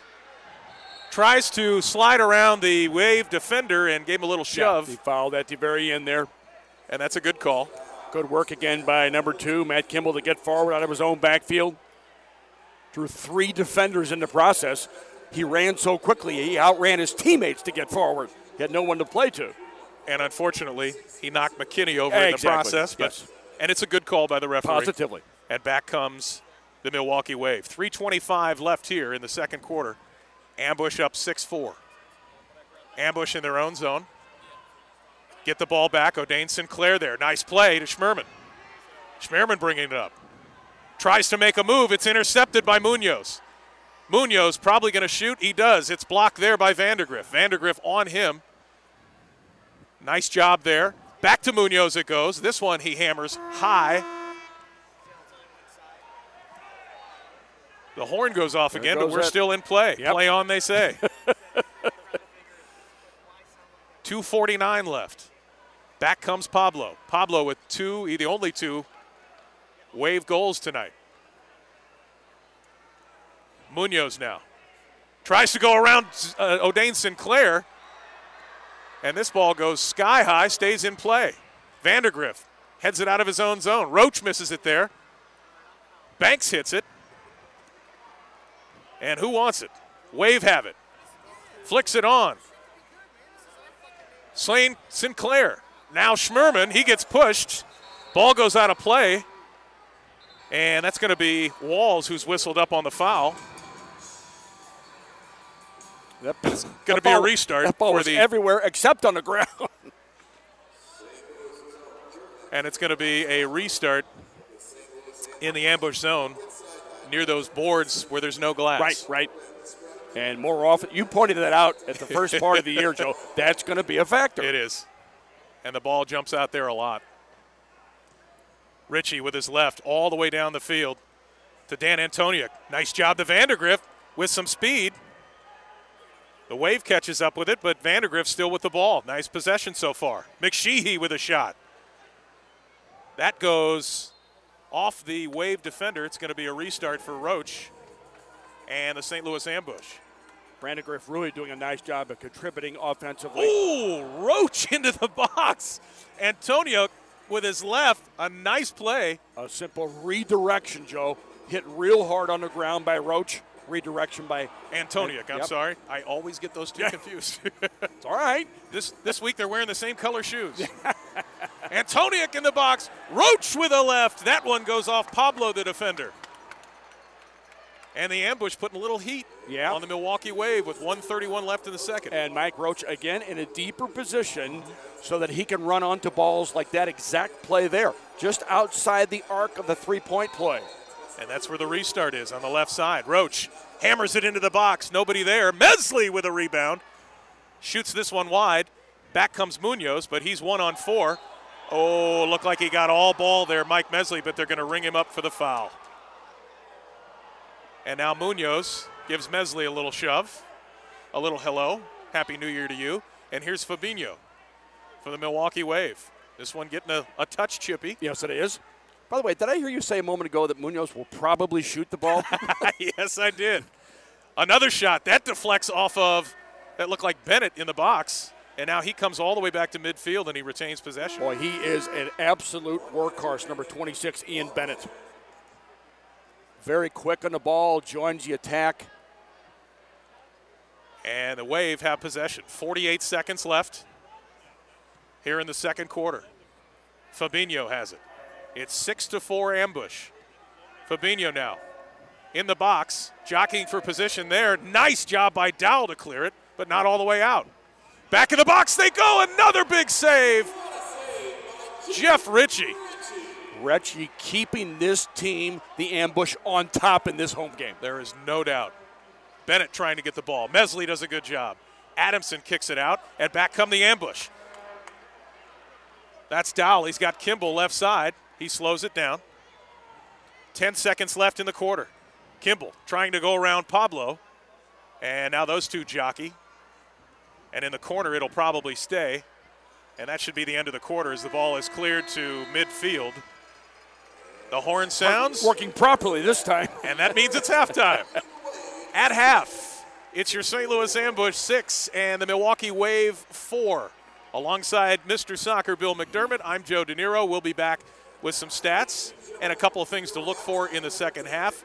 Right after this, it's the Ambush on top by one score, 6-4, against the Milwaukee Wave, live from the Family Arena, live on YouTube.com and live on TalkSTL.com. This is St. Louis Ambush Soccer. Let me tell you a story about Kyle and Kelly. They met, they dated, they married, and then they had themselves the little Shamrocks. Now, when Shamrocks was born, Kyle and Kelly nurtured their little Shamrocks. And they told Shamrocks that he could grow up to be anything Shamrocks wanted to be. Shamrocks could make people feel welcome by serving the customers good, wholesome food that would make their bellies full. Shamrocks certainly could provide plenty of drink to enhance the mood of the people gathered. Shamrocks could be a family-friendly place where any sort of celebration could be properly enjoyed. With Kyle and Kelly's love, Shamrocks has prospered and stands proudly on Veterans Memorial Parkway at 70 in Cave Springs. Feel free to stop by and see how Shamrocks is doing nowadays. And be sure to tell Kyle and Kelly what a good time you had and how Shamrocks made you smile. Because every parent likes to hear about how their Shamrocks made them smile. Shamrocks. Shamrocks. Hey, it's Boom Boom. I smoke 2 packs of cigarettes a day for over 20 years. After walking into Vapor Locker USA, I haven't had one in over a year.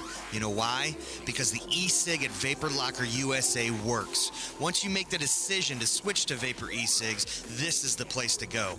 They actually take the time to show you what vaping is all about, from how the kit works to getting the right e-juice. Vapor Locker USA was the first brick-and-mortar vapor shop in St. Louis and has been open for over 2 years. No one has more experience in e-cigarettes than Vapor Locker USA. No one. Period. End. Kits come complete with a bottle of e-juice. With over 120 flavors to choose from, you can't go wrong, and they start at just $39.98. Now with 2 locations, 13 East Pierce Boulevard in Wentzville and 1032 Country Club Road in St. Charles, and online at VaporLockerUSA.com. Vapor Locker USA, your hometown e-cig supply store. Make sure you get the right e-cig the first time at Vapor Locker USA. I did. Now, back to the St. Louis Ambush on TalkSTL.com. Welcome back live to the Family Arena where the St. Louis Ambush lead the Milwaukee Wave at halftime, 6-4 on goals from Chad Vandegrift and two more from Matt Kimball. And you can't talk about the work of Matt Kimball without talking about Roach and talking about Groark and Mike Mesley on that last play as well, Bill McDermott. Just a nice job to be patient, stay at home, make use of their chances. And again, as we've seen with the St. Louis Ambush team, their set pieces, their restarts have been absolutely fantastic. Very much so. And when you have a player like Mike Roach, who is still, believe it or not, getting accustomed to this indoor game, he's doing a good job of it. Anywhere from the center circle into the goal area. He makes himself available. He's very gifted on the ball. He will find people quickly, and that's why Kimball, coming out of the backfield, is able to be so successful because Roach finds him on a regular basis. No doubt. And we can't talk about the first half without talking about the goalkeeper play of Jeff Ritchie. He's been absolutely fantastic. We talk about his positioning.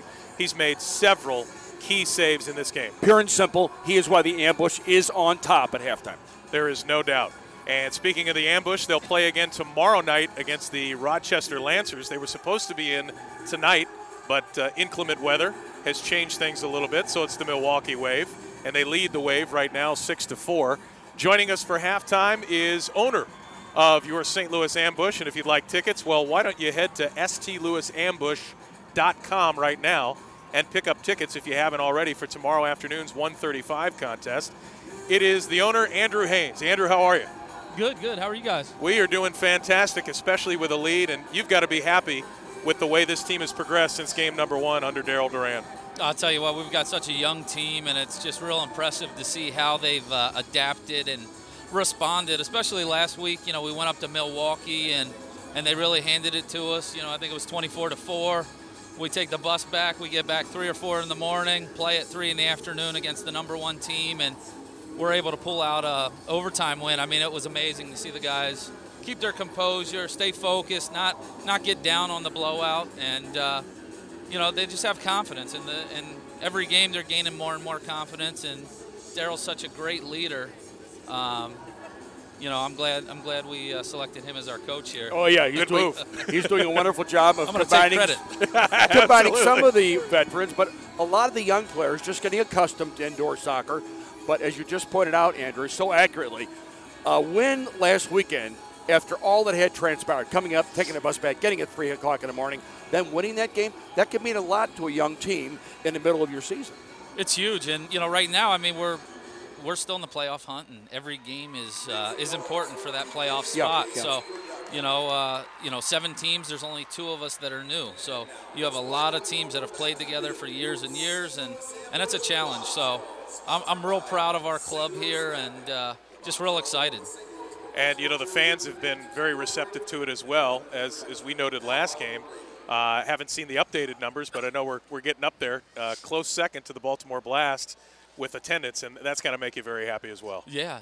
Right now I think we're number 2 in attendance, and, you know, right behind Baltimore. They've been around 30 years or so. Yeah. So, I mean, I think it's pretty it's definitely been better than our forecast, and we're excited, and we're going to keep building on it. And I think everybody who leaves here is leaving on a positive note. Oh, there's no doubt. Even the blowout win, I heard people just continue to say how much they enjoyed the event out here, and they're coming back. They're bringing their families back. So that's what we want to capture, is make sure that, you know, the majority of these people, they leave here happy.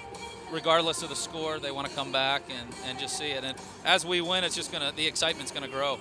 And that's one of the real key ingredients of indoor soccer. This is an overall family fun experience. Yeah, and it's an affordable night out. And, you know, I think that from our standpoint, that's how we market the Ambush. You know, it's good quality soccer, but it's also a great form of entertainment for everyone, you know, kids all the way up to seniors. So, yeah, we're going to continue to work hard. We're real blessed with a good front office staff that's dedicated. And, you know, these guys work 7 days a week right now. And they work long hours, and they're in the community all over. So, you know, I'm very fortunate as an owner to have a group of dedicated staff like that, because it's hard to find. And, you know, once the fans come in, as you mentioned, they will believe in the product as well. It's and the word's getting out, trust me, and the team's starting to win. That can do nothing but help. But tomorrow, I'm sure their tickets are available, and if people want to get tickets, the best way to do that is just go to the website. Yep, metrotix.com or the Family Arena. Our office probably won't be open tomorrow much, but yeah, we still have some tickets available. We're expecting another good crowd, and hopefully the weather holds off for our game. And we don't. It's unfortunate that Rochester wasn't able to make it due to that massive snow, but it just goes to show what kind of owners we have in the MISL, and to have an owner like Sue Black from Milwaukee, say, hey, you know what? I know we're not scheduled to play till tomorrow. I know our bus comes in today, but we'll make sure that there's a game and we'll play and we'll work That's with fantastic. Rochester. I mean, you don't see that a lot. No, I can't see the Blackhawks ever doing that for the Blues. No, that's a good point. Andrew, you've talked about the fact that the family arena here in St. Charles is a real home to you. What's new for Missouri Sports Holdings? Anything in the offing for any other teams? Well, we've got the St. Louis Attack here in St. Louis, and we're getting ready to get that season kicked off. Training camps a month or two around the corner, and we've got a lot of local football talent on that team. And a lot of big guys too. We noticed they practiced after the after the ambush game. I'm like, wow, they don't look like indoor players to me. There's some beef on that team, Andrew. Chiseled a little bit. Absolutely. But no, I think it's going to transition well. We are very confident we're going to sign an ambush player to be our kicker. Oh, very cool. Very good. And, all the guys in the locker room for the ambush are like, when can I try out? They want to start kicking for us. So, it's going to be a nice transition. MISL season's over in early to mid-March. Our arena football season starts at the end of March. So it'll transition good. Well, they know how to get to the venue. There's no doubt. There is no doubt, and that's going to be very exciting as well. And again, if you'd like to learn more about the Attack or about the ambush, if you'd like to get tickets for tomorrow, and you mentioned the weather, here's the thing about the weather, and I have this on good authority. The second that the game is over and everybody's out of the parking lot and home, snug in their beds, that's when the snow is going to start. That's what I've been told. The good thing is we have an early game. The weather's not going to happen until real late. Nah. But it's a nice afternoon time. So 2 hours, you're home by 4 o'clock, and get to see a great match tomorrow. We call this revenge weekend because both these guys behind me here, the owner of the Milwaukee Wave and Rochester Lancers, they beat us pretty good, both of them. So we got to pay them back this weekend. Absolutely. So we're trying hard, and it's good to see that we're up by 2 here at the half. Yep, and the team has responded well, and it looks like they've taken some of the momentum that they built with against the Missouri Comets, even though they lost in overtime that second game. You could see the team coming along, and then you see it the other night against Syracuse. I mean, what an unbelievable effort, and to win that game in overtime, it was just the icing on the cake. Yeah, and it's definitely a growing experience for all these guys. Yeah, they're learning from everything, and we're just real excited about the season. I'm more excited though about the league and the direction that's headed, and no doubt. We've got both owners here for the teams that we play this weekend, and I'm real excited. Sue Black's the first woman owner of a major sports team, so with the Milwaukee Wave. Fantastic. And, we have a great time, all the owners, but I want to talk a little trash and beat them, so we got to finish. That's fine. Strong. Absolutely. That's what you have to do. You're as an permitted owner. to do that. We've got to do that. Hey, we do it here in the media. Why not the owners? Right. On YouTube as well. And we can bring them in as well. Sue Black from the Milwaukee Wave is going to join us, the owner. Sue, welcome to St. Louis. How are you? I'm doing awesome. We are doing awesome as well. Thank you first and foremost. Yes, thank you for accommodating the ambush. Absolutely. Well, I got to tell you, when the guys got the call last night and we called them up, and they weren't wild. Well, that you do it for the league, and obviously with the storms out, east, we wish everybody the best, and we all do what we can. We're at the end of the day, we're the United States, and we There's stand no together. doubt. So when I got the call and they said, would you come and play on Friday night instead of Saturday, I'm teasing the other owners a little bit or whatever. So we'll see how this whole thing turns out at the end of the day. But in my gut, I felt it was the right thing to do. Absolutely. We talk in this league about some of the new teams joining, but some of the existing talent. And you have a coach of tremendous pedigree in Keith Tozer. He knows every intricacy of indoor soccer. Well, when I took on the team, that was part of it. I did my due diligence on the league. I did my due diligence on the coach, on the team, and, all the assets involved in it. And at the end of the day, I thought, we can do this. And, I want to bring home a championship ring. That's the beginning of the end of the story. I tell you what, the key way to do that is to score a bunch of goals, and Right. Your team has done that thus far. Yeah. My goodness gracious. Yeah, we were looking at the stats on the way down. So and were we. stuff, so Yeah. I'm pretty proud of that, and we've missed a couple of, and bang, bang, Yeah, bang, and yeah. they're just missing. The score should be a little different, but I have confidence in my guys, and they'll regroup at halftime, and we'll see how this thing turns out. Your team has a very comfortable, composed style about them. We talked about this during the first half. Every team in this league that has been successful over the decades has players who defend but also join the attack, and everybody is comfortable on the ball. Well, slow and steady wins the race, and at the end of the day, I think that's the preparation, too. I've hired a trainer. We're doing 2-a-days. These guys are in tremendous shape. When we left for Christmas break, we said that was like the preseason, and literally, I'm so proud of how these guys have really put the time in on the front end to have it manifest itself on the field. So I'm really proud of them, and like I said, I'm happy to be here in St. Louis and to help the league out, to bring the team down here, and that the guys, actually, like everybody, really rallied to make sure that we can make this game come off tonight. I'm happy for St. Louis. Absolutely. Sue Black, thank you so much for joining us. We appreciate it. Absolutely. Best of luck to you the rest of the way. Yeah. Not so much for the second half, we got to say that. But, Yeah, whatever.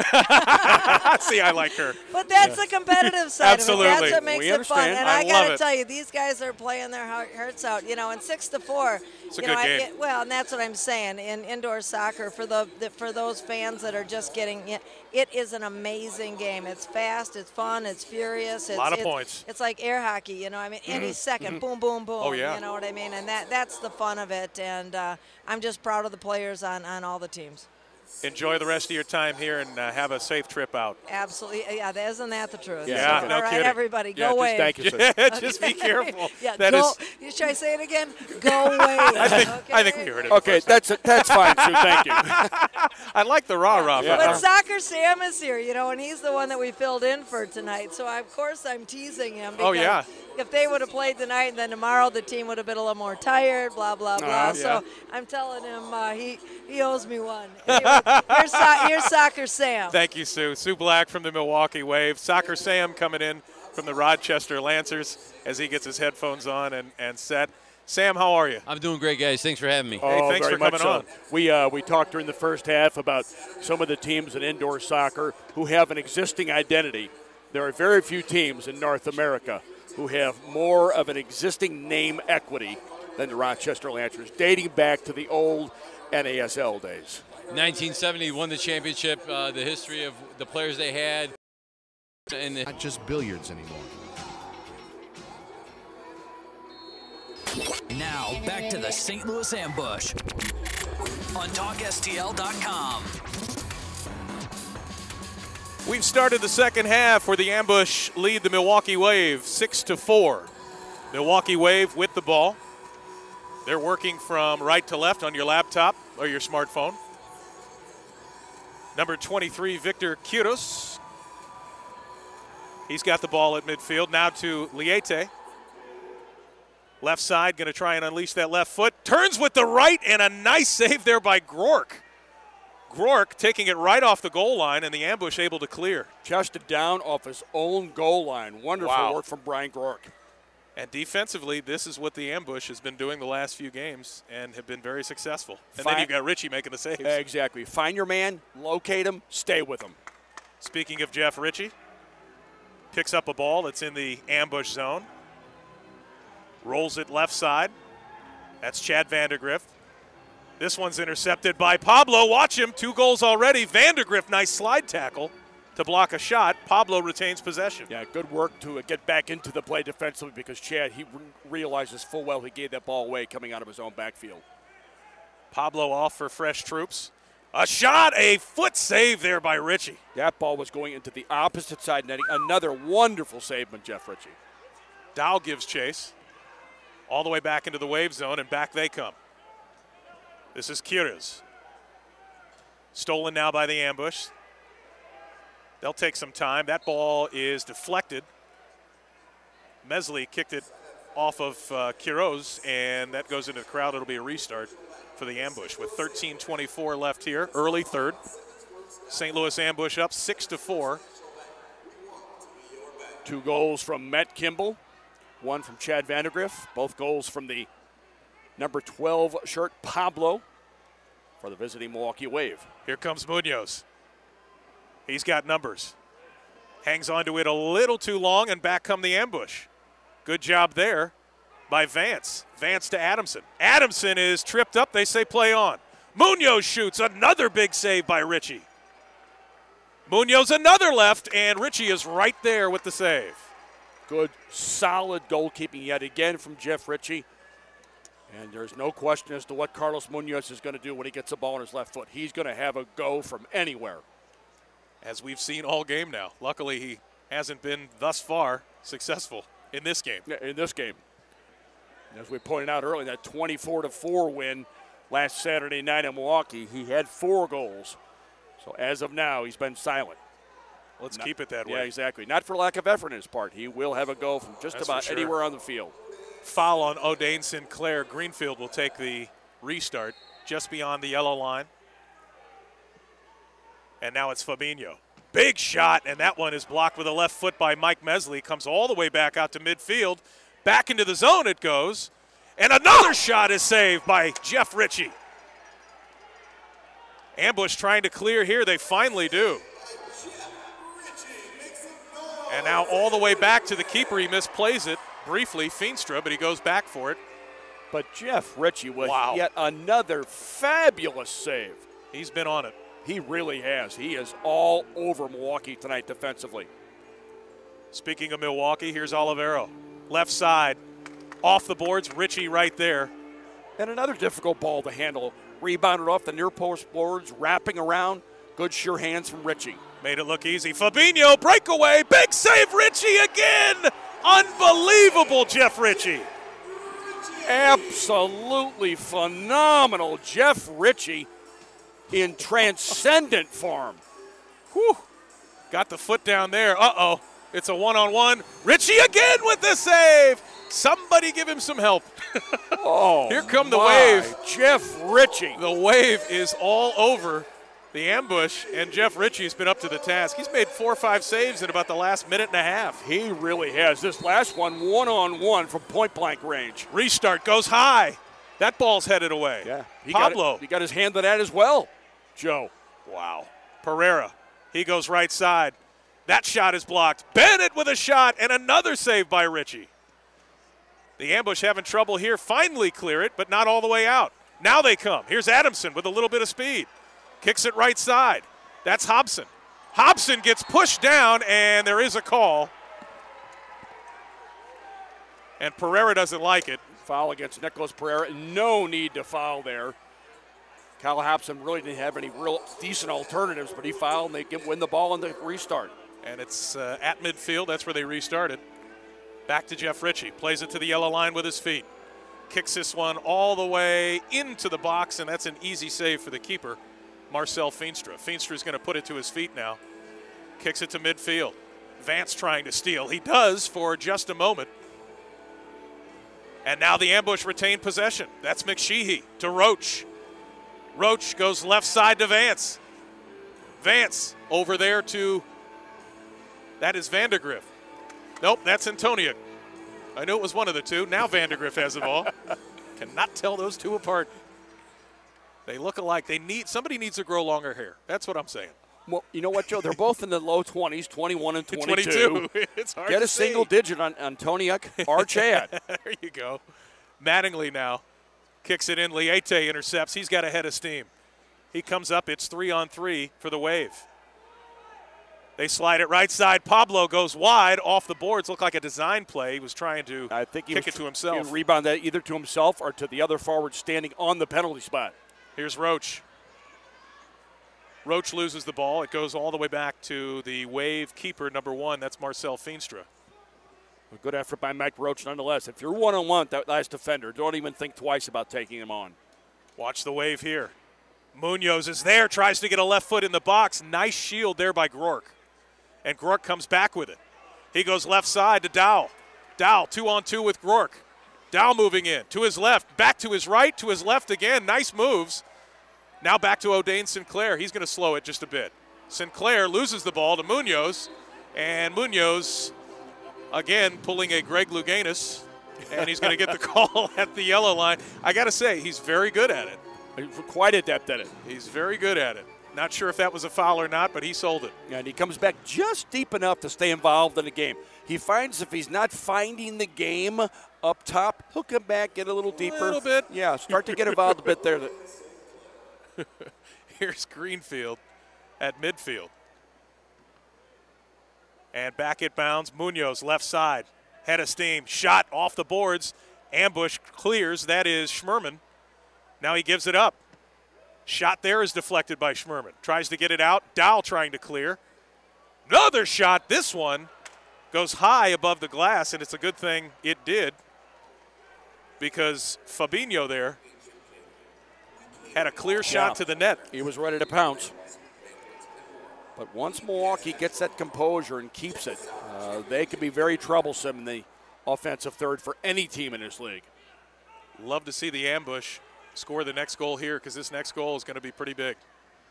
Banks now kicks it up for Pereira. Pereira with his left. Top of the arc. Fabinho fakes the shot, goes right side now. The wave with some pressure. Good moves there. That's Banks trying to get it in, and it weakly goes off an ambush player. That was Vance, and back to Jeff Ritchie. 7:59 left in the third quarter. Ambush still holding that 6-4 lead. Remember, 2-point goals here in the MISL, unless it's beyond the 3-point arc. 2-on-2. Bennett now to Pereira. Pereira's trying to make something happen this half. Big, tall, lanky kid. He goes left side. That ball comes off the boards, and nice defensive play there. And that was Hobson, I believe, with the play. Check it. That's Matt Kimball on defense. Matt Kimball, nicely done. Would not allow that last offensive player to turn and get that half volley off. Good defending, putting his body between the man and the ball. This ball stolen. Bennett with a shot goes high over the net and rebounds out. Roach trying to get it. He's hounded there by two Milwaukee Wave players. To the right side it goes. Bennett looking like he wants to shoot. Stops it. Controls. And another shot goes over the net. That one a little ill-advised. Yeah. Well, I tell you, they have a real good target man, the Milwaukee Wave does. You mentioned his name just a moment ago, Joe, in number 14, Nicholas Pereira. He really makes himself available, makes it a lot easier for his teammates to get the ball from the midfield center circle, makes himself available, shows early, plays it off to a left or right wing, and then joins the attack again. He's very gifted at that position. Pretty good physical player, too. Yes, very much so. And he looks like he's 6'2 plus. Yes, so exactly. I would imagine you have to be at that point. But, and he's very composed on the ball as well, and they will try to find him quite often getting the ball out of the backfield. And I'm impressed with this Milwaukee Wave team because as their owner, Sue Black, most eloquently pointed out at halftime, they've had a lot of shots that have been really, really close. And you really have to keep these guys in check because they, like Syracuse, they get into the open space and they can really make things happen. They really can. They come into tonight. They've played 7 games. They're 6-1. They have not lost at home yet. Only team in this league that has not lost at home, and they're 3-1 on the road. And you can see that they're very sound. They have a winning percentage of .857.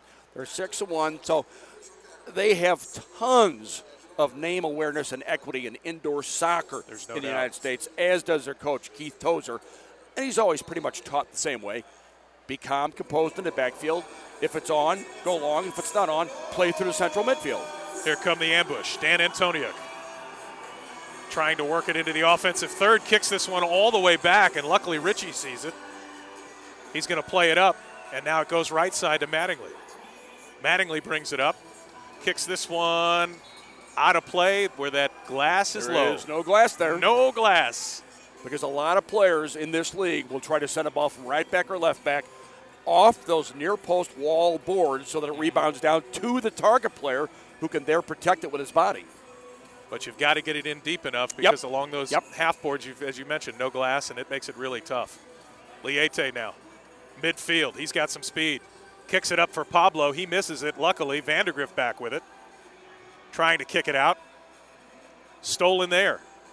That's Fontana. Fontana moves it to Liete. Liete with the left. Good block by Vandergrift there, and Ritchie gets his hands on it as it rolls into the box. Good job defensively by Chad Vandergrift. Did not dive in on the shooter. Held his position, located his man, kept it, deflected the shot. Very good defensive player, Chad Vandergrift. He's making a career out of that in these last few games. Sinclair gives chase. Now it's the Waves' turn to kick it out of bounds. That's where he played for St. Louis University, did Chad Vandergrift. Usually at center back or perhaps a defensive midfielder, but that was always his main job defensively first. But as we talked about here, Joe, you've got to be able to contribute to the attack as well. He's done so this evening. Roach kicks this one, and it deflects off of Fontana, goes all the way back into the ambush zone. Jeff Ritchie's going to play it. Comes up near midfield, kicks this one right side, tries to flick it. There is Vandergrift. O'Dane Sinclair, they let him loose with that left, and he kicked it just wide. Very dangerous in the corner. He gets the call there. Maybe a little embellishment on O'Dane Sinclair's part, but good work. He won the foul. Call. He's comfortable on the ball with his back to goal as well. And we've got a timeout. Roach originally restarted it. Yeah. And that was blocked there.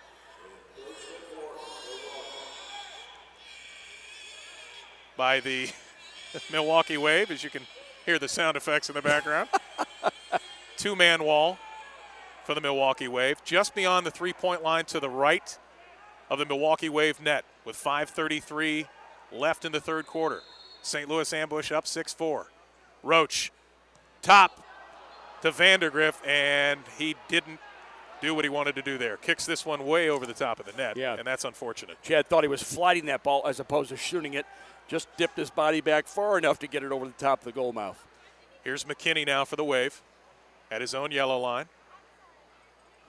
Kicks it left side. This ball's going to go into the corner.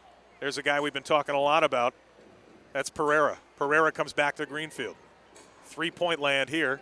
Moves inside. Three-point land on left. And another good save by Jeff Ritchie. That was a howitzer. That was, and that was a real quick release coming in from number 28, Jonathan Greenfield. Didn't take him long, did it? It did not. Wow. One or two touches to that favored left foot, and another wonderful save at that near post from Jeff Ritchie. And for as quick as it was, he got a lot on it. Goalkeeper's playing catch here. Ritchie to Mattingly. Here come the ambush. Up top. This is Hobson. He gets knocked off the ball, and look at that. They're going to whistle up Munoz. He doesn't like it. Another free kick won by number 8, Kyle Hobson, getting forward out of the backfield. Ball played by Jeff Ritchie early on his protected side. That way he could body off that last defender. Sort of a staggered three-man wall. Another ball. This one from Mesley goes over the top of the net. And that's two restarts in a row. Yeah. And that's odd to see because normally they make the most of their chances. Very much so. To find that person who's open, find him quickly, get a decent shot on goal. And the Wave, they're doing sort of a staggered three-man wall. Yes. One up top and two back. So kind of awaiting the pass. They know a pass is coming, usually a ball on the ground to someone who's on an angle who can run on to that ball played to them. Restart now, quick one for the Wave. And back they come. There's Bennett, big right foot. That one luckily goes over the net, stays in play. And Pereira trying to get it, but Adamson steals. Back he comes. He's got Vance on the left. And now moving up on the right, it's Schmermer. Big shot, rebound, and a big save. Oh, no. And they're going to call a 2-minute penalty on Schmerman. Oh, boy.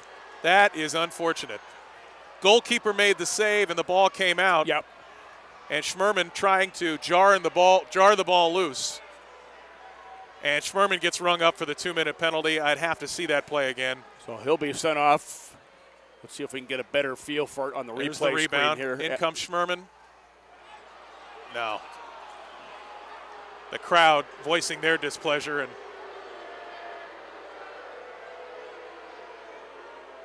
he may have clipped the goalkeeper's head, but certainly not a 9-1-1 scenario like he was depicting. It was not a full volley to the head. So Feenstra Still milking it. You got the call. Oh, yeah. Okay. Yeah, there's no need. Okay, the play's over. The scene's over. And we certainly hope he's okay. We don't mean to poke fun, but yes, we do. 4:08 left in the third quarter. 6-4, and now the ambush. This is the first power play for either team tonight, Bill. That's a little rare. Highly unusual. Quiroz is going to go right side to Liete. Back to Quiroz. Top of the yellow line, straight away. Bennett fakes a shot. Goes back to Quiroz. Good defense here by the ambush, not giving up much space. Stolen. Matt Kimball. Back he comes. He's got a head of steam. Can he get a shot off? He does, weakly. But a good job to kill some of the man advantage. Good tackle nonetheless coming out of his backfield by number 2, Matt Kimball, who's played a big part, a huge part of this game so far with 2 goals of his own. Quiroz, number 23 for the Wave. He goes right side to number 77. That's Liete. Back to Quiroz, playing a little catch with their feet here. Yeah, with as comfortable as they are on the ball, this should be an ideal situation for the Milwaukee Wave. Big shot by Munoz, another wide one, thankfully. He was in position. Another big save by Ritchie. Rebound comes down, goes to the right of the goal, and that should be a call on the ambush, or for the ambush, I should say. And that's going to be a 2-minute penalty for the Milwaukee Wave. 2 minutes for boarding. So with 1:16 left in their man advantage, that'll go away and we'll be even. And it looks like that call is going to go on Ian Bennett. And that's a good call. You're close to the boards. Yes. He clearly shouldered him, Bill. Yes, he did. Put him into the boards. And as you can see, he's not arguing it very much. I think he knows it. He walked straight away. He knew it. Got to give Guy credit for that. Yeah, they have some dangerous forwards, does Milwaukee, with Carlos Munoz, 34 points, Ian Bennett with 23 points. A lot Nicholas of points. Pereira at 19 points. Now we got the 3 line. Mm-hmm. And that's going to be Milwaukee Wave ball at the other end. 2 yellow lines. There's a middle white line, kind of like there used to be in the NHL. Yes. And there's no such thing as a 3-line pass. If you go over all 3 lines, it's the opponent's ball.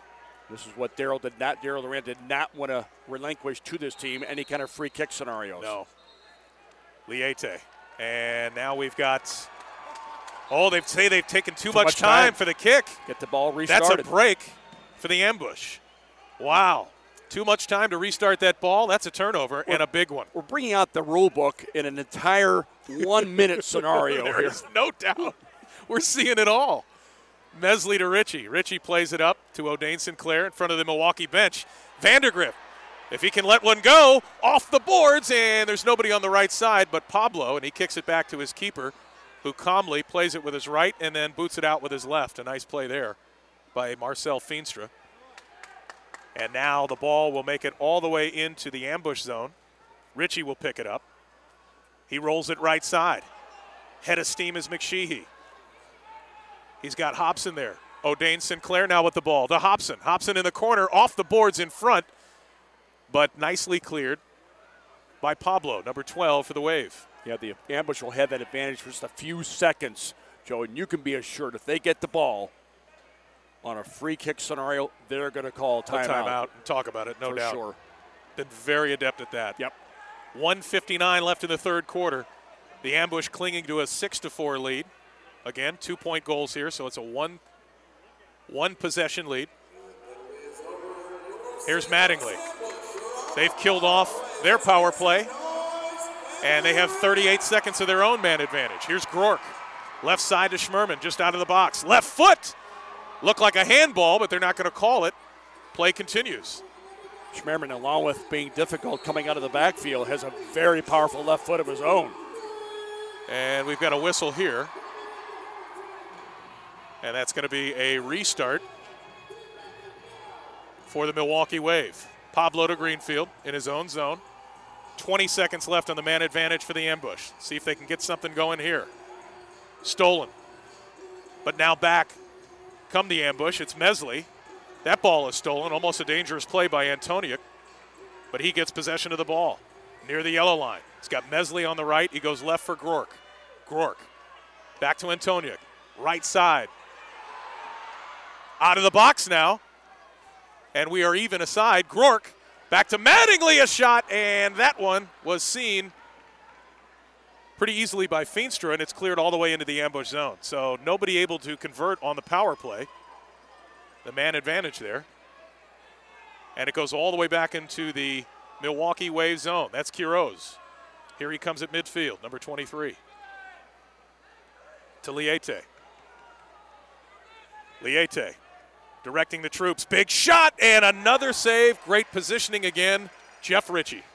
Good, solid, safe, sure, secure hands on the goalkeeper, Jeff Ritchie. And he gets his lower body into Very it, much too, so, Bill. yeah. And he just makes sure that he's got all of his bases covered. There is no ball going between his legs. That is not going to happen. Very rarely do you get a cheap one on Jeff Ritchie. Yes. Back come the Wave. Pereira, nice move from his right to his left. He shoots. Ritchie gets a piece of it. I think Vance got a piece of it too. Another block from Vance. Good job there defensively. And that'll be the end of the third quarter and the ambush. Still holding on to a 6-4 lead. We'll be back for what proves to be, or what could prove to be, and should prove to be, a very exciting fourth quarter. Mr. Soccer, Bill McDermott to my right. I'm Joe DeNiro. Live on YouTube.com and TalkSTL.com. You're listening to St. Louis Ambush Soccer. Let me tell you a story about Kyle and Kelly. They met, they dated, they married, and then they had themselves the little Shamrocks. Now, when Shamrocks was born, Kyle and Kelly nurtured their little Shamrocks. And they told Shamrocks that he could grow up to be anything Shamrocks wanted to be. Shamrocks could make people feel welcome by serving the customers good, wholesome food that would make their bellies full. Shamrocks certainly could provide plenty of drink to enhance the mood of the people gathered. Shamrocks could be a family-friendly place where any sort of celebration could be properly enjoyed. With Kyle and Kelly's love, Shamrocks has prospered and stands proudly on Veterans Memorial Parkway at 70 in Cave Springs. Feel free to stop by and see how Shamrocks is doing nowadays. And be sure to tell Kyle and Kelly what a good time you had and how Shamrocks made you smile. Because every parent likes to hear about how their Shamrocks made them smile. Shamrocks. Shamrocks. Tom, have you been to Jack Wagon's Teachers lately? I've swung some balls at Jack Wagons inside the wiffle ball cage, the only one around. The World Series of wiffle ball happens at Jack Wagons, but it's so much more. If you want to go there and just have a drink, watch a game, play some pool, throw some bags, karaoke, the wiffle balls we mentioned, you can do all that. Oh, plus, ding, there's fantastic food. Jack Wagons Teachers. It's 94 in Jungerman. RJ. And there's also a taco/nacho bar on Wednesdays, 3 p.m. to close, $3.99. Plus, they have on Wednesdays this whole competition. Throw 8 pucks on the shuffleboard table, 8 swings, 8 bags, and if you answer 10 trivia questions, all of those winners get Blues tickets. And you must wear clothes. It's a requirement at Jack Wagons. Well, not all the time. I've seen you shirtless in a wiffle ball cage. But go to Jack Wagons Teachers. It is a very cool place, or we wouldn't say that. 94 and Jungerman, Jack Wagons Teachers. It's not just billiards anymore. Are you looking for new, exciting, and inexpensive ideas to boost revenue and attendance at your next grand opening, charity event, or fundraiser? If so, visit Pinshot.com. Pinshot.com is St. Louis's leading provider of specialty sport promotions like the half-court shot, field goal kick contest, and hole-in-one shootouts. Make your next casino or Texas Hold'em night a winner with a Royal Flush or Lucky 21 promotion. Don't forget to ask about our fall football programs. Pinshot.com, ensuring sports' greatest moments. Now, back to the St. Louis Ambush on TalkSTL.com. Welcome back to the Family Arena, where the St. Louis Ambush hold a 6-4 lead over the Milwaukee Wave. Alongside Bill McDermott, I'm Joe DeNiro. And Mr. Soccer, we just got some information from Zach Miller, the Community and Events Manager of the Ambush. Yes. We didn't see this. We turned away. But it seems as though a yellow has been handed out to Milwaukee's coach, Keith Tozer. How about that? Evidently he had questioned the referee a bit too strongly. One too many times there. And Zach thinks he should have to go in the box for 5 minutes. As we get underway here, the Milwaukee Wave control. Pablo, right side. He's got both of the Wave goals. Directing his troops now into the ambush zone. That's Banks. Good move. And look, Joe, almost immediately, as opposed to the calm, composed way they get out of the backfield the first 3 quarters. They're hustling. Yeah. And they score. There they go. Olivero to Banks, and this game is tied. Well, that's a very simple scenario. Any 3 people in the world are going to beat any 2, and that's what Milwaukee did there. Balls on the ground, to people's feet, a triangle, 3 against 2. The end result, a tying goal for the Milwaukee Wave, Victor Quiros. And I noticed that Munoz, not only does he give refs trouble, he's given some of the fans some grief there too after that goal. Yes. So he wants to be the guy that we love to hate. And he's doing a good job of exactly that. Yes, he is. Back come the ambush. This is Schmerman. Head of steam now. He's got Dan Antoniuk in the box. A shot goes wide, and it looked like their goalkeeper, Feenstra, just got a piece of it. Just got a hand to it, yes, he did. And the ambush with Roach. Nice job there, but they can't get it back to Roach. Looked like a little give-and-go play, and they couldn't work it back. Yeah, Mike waiting for Antoniuk to show he did at the top of the arc. At 1-2, that give-and-go was almost successful. Now Mike Mesley, who's played very well defensively in his first game back. Missed the last couple. Back in his own zone to Ritchie. Ritchie way out now, plays it with his feet into the zone. Off of Antoniuk, trying to control it in the corner. Off the boards to Dowell. He goes back to Vandegrift. Left side McSheehy. He's going to come all the way back to Jeff Ritchie, and the ambush is trying to play it cool here and set something up. McSheehy, long ball. That's Vance in the corner. Antoniuk has it under control. Antoniuk moving to his right off the boards and intercepted there by the Wave. That was nearly a dangerous play, but they let him continue. Nice play there by Vandegrift to put it back into the Milwaukee Wave zone. Good work from Chad Vandegrift to keep that ball alive for the ambush. And we have a diving fall here from Fontana. He's going to get the call there. It'll be a restart for the Milwaukee Wave. Gets the call. He's still in the referee's ear. He wanted 2.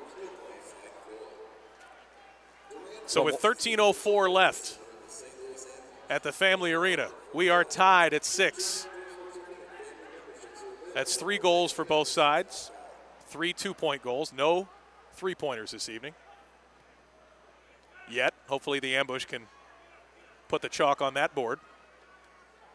With 12:46 left, the Wave will play it calmly back to their keeper, Marcel Feenstra, who's been pretty good tonight. Yes, he has. In the absence of the normal starting goalkeeper, Nick Vorberg, has that sprained wrist, not capable of playing until next week. They don't have a game until January 11th, so a nice break for the Milwaukee Wave. Absolutely. Greenfield with a shot. Ritchie smacks that one down, and it's cleared to midfield now.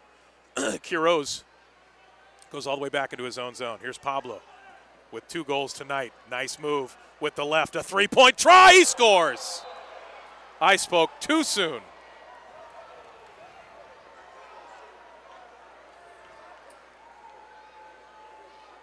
Well, he was the guy who started this 4th quarter coming out of his backfield with the urgency.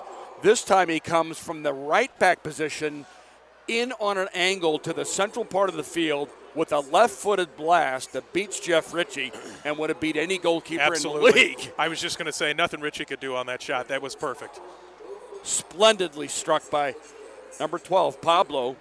That one's got red paint on it from the from the crossbar. He blistered that. He needled that. He really did. And now and in the process gets his 3rd goal of the evening. So he's got the hat trick and a 3-pointer to boot. That's their 11th 3-pointer of the year, Joe. Unbelievable. They lead that department in the league with a comfortable margin. And as I mentioned earlier, in the first half, Munoz has 5 of them. Yes. It's amazing. So the Ambush are going to have to play with their first deficit in the night. This ball goes way out of play as Munoz kicks it from his own zone. Not sure if that was a shot or he was trying to put it off the boards. But one quite never knows with him. He's a very talented player, though. Very much so. He's got good speed, too. Good speed, strikes the ball well, superbly, as a matter of fact. Lethal left foot. Yes, he does. Comes back to find the game inside the center circle occasionally. Here's O'Dane Sinclair. He's got Roach with him. Going to need some help. Roach, nice move. Retains possession near the yellow line. Tries to flip this one past Walls. And speaking of Walls, he uses it. And back to Munoz. Be careful here. 2 guys on him. There's that left.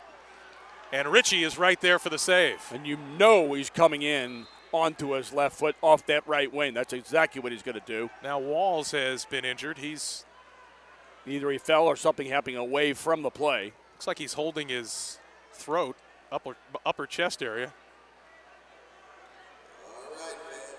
And there's no call on the play, but there was a timeout. So Jeff Ritchie, the fine goalkeeper for the St. Louis Ambush, throws this one the length of the pitch just about. Well, not quite. And here's Vance. Vance with some steam. Right side. Big left foot, he scores! Beautiful shot! That's an amazing goal. What a left foot there, and that's a 3-pointer. And looky there, we're tied again.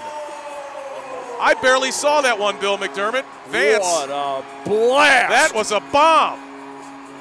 Holy cow. Upper right, left mesh. Wow.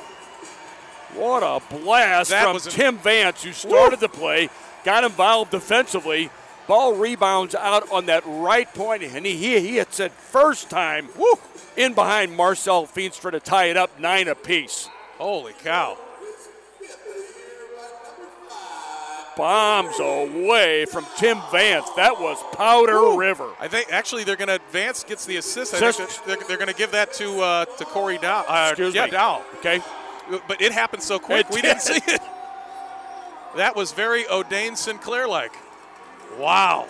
And we are tied with 10:58 left in the game. 9-9. He buried that ball. Boy, he did. Here's Liete with the restart. Pablo lets it go. And it's promptly kicked with the left by Quiroz. He's blaming his teammates, but he's the one that kicked it over the net there. And it'll be a restart for the Ambush. Holy cow, talk about getting back into the game. And again, Bill, we see the Ambush giving up a goal and coming right back within the first 30, 45 seconds. Within seconds. A tremendous reply, again, in a home game, which is what you're supposed to do. Huge. Protect your home venue. Absolutely huge. Here's Mike Mesley. 2 defenders now. Take it away, but the shot by Groark, and the shot wouldn't have counted anyway. There was a foul before the shot by Groark, and here come the Milwaukee Wave. 9-9. 2 3-point goals for both teams and 3 2-point goals. Watch McKinney here. He slows it down. Quiroz, who gets quite a few touches on this Milwaukee Wave team. Over to Liete. Liete with the left. It's deflected in front, and back it comes to Quiroz. Greenfield now being hounded there by Roach. And Roach forces them to come back to midfield. Nice play there defensively by the Ambush. The Wave playing a little keep away. It's Greenfield at midfield. And they're perfectly content to play this way, Joe. There's no kidding. This is no doubt on that. This is their comfort level right here. Slow and steady, and then they turn the heat up. Give go to Liete. Nice play there. It's stolen, but retaining possession is the Wave. Roach tries a slide tackle, misses. Another one by Kimball, and then Roach again on his back. These guys are doing everything they can to get the ball away, and the Wave still with possession. 9:27 left in the game. We're tied at 9. Nines are wild here in the fourth quarter. The Milwaukee Wave with pressure and the ball. Careful here. Herrero back to Greenfield, and that ball is cleared out of play by the Ambush. Kimball now on the ground. Didn't see what happened to Matt Kimball. I did not either. But it's going to be a restart for the Milwaukee Wave, and this is a dangerous one, Bill. Very McDermott. much so. You don't want any part of this area of the field, especially for Milwaukee, who are very gifted, not just with the possession aspect, but on these dead ball. At the top of the arc, just outside the box. And now Liete takes a timeout with 9:10 left. They want to talk about it. Well, it was 6-4, Joe De Niro coming into this fourth quarter. Jimmy J.D. Banks made it 6 apiece. Then Pablo with his third goal of the evening on a three-pointer made it 9-6. And then the immediate reply from Corey Dow with a blast of his own from that right point. That's where it stands, 9-9. We figured we were in for a heck of a ride here in the fourth quarter, and it's not done yet. We got plenty of time. Nothing closely resembling the 24-4 blowout last Saturday that Andrew Haynes referenced. And Daryl Duran's team knows that, young as they may be. Certainly. You're a professional athlete. You don't want to be embarrassed playing your sport. And that's what happened last Saturday night. And this team has been very resilient, too, especially after losses. And the one that seemed like it was going to be crushing was that overtime loss to the Missouri Comets in this building. And they just kept on keeping on, and they won their next game. And, again, things weren't great in Milwaukee, but they stepped out of it. A lot different. Youth has very sharp memories, Joe. Yes, very they sharp do. memories. But Mom remembers everything. Nah. Marcio Liete, three-man wall for the ambush. That's Sinclair, Antoniuk, and Dow. Liete, the very dangerous Pablo on the right. They've got Bennett on the left. Liete, left side, they score. Set play. Without question. And a nice goal there. That'll be a two-pointer. And up go the Milwaukee Wave, 11-9. And that's just a well-thought-out play. You figured it was coming. And that is a big, big goal for the Milwaukee Wave. Marcio Liete engineered that. Wait, stay composed, find the open man, use the first open man, the closest man to you, as the decoy. Deepest player shoots and scores. Very nicely done from the Milwaukee Wave. And they go up by 2. So the ambush have their work cut out for them. Back they come in a hurry. Dan Antoniuk trying to get the ball there in the Milwaukee Wave zone. 9 minutes left in this, plenty of time. Dow giving chase. Back comes Bennett.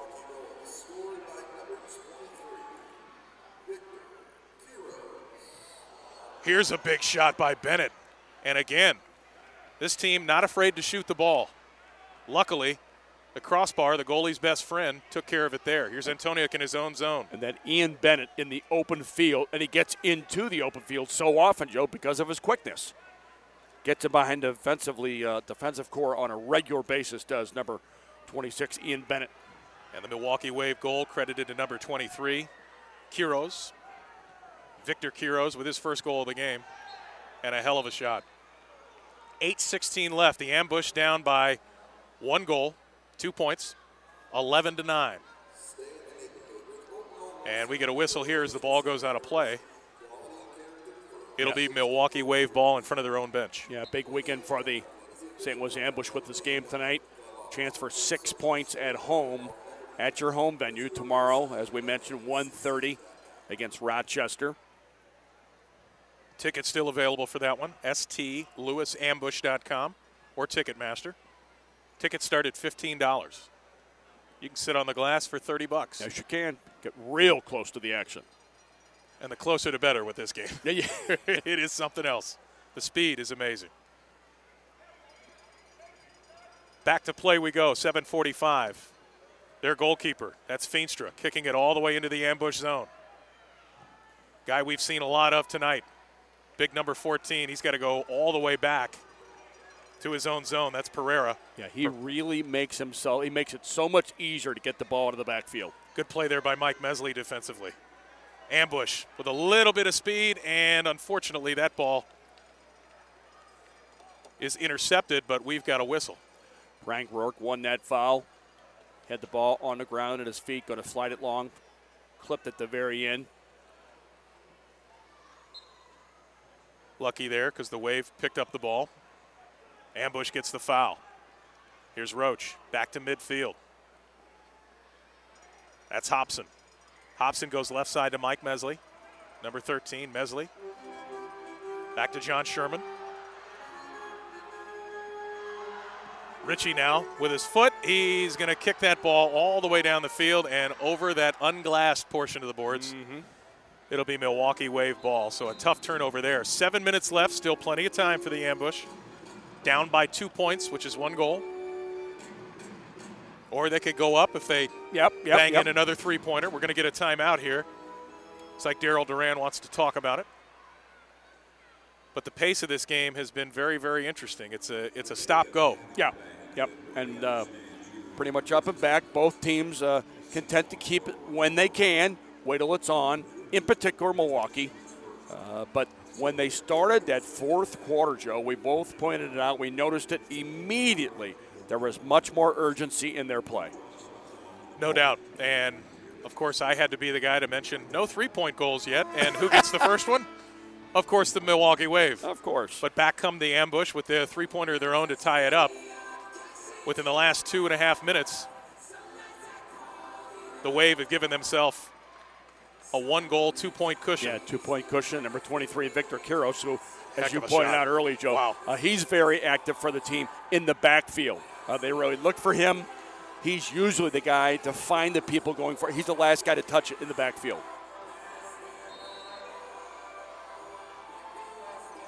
The restart now. Up comes the keeper, Feenstra. All the way out, up to midfield. Here come the ambush. Hobson overruns that ball, and Pereira kicks it calmly back. And Liete has it. He's got some speed. Big shot, and that one goes over the goal. Had 2 guys in front. He chose to shoot. Yeah, he has some good explosion speed coming out of the backfield. If it's on to get forward, he will make that initial, boom, explosive start. Get that shot off from a deep position. Nicholas Pereira not happy with him there. He was open along with another player in front. Chose to shoot, and would have been okay if it was a good shot, but he put that one well over the glass. Or well over the net, I should say.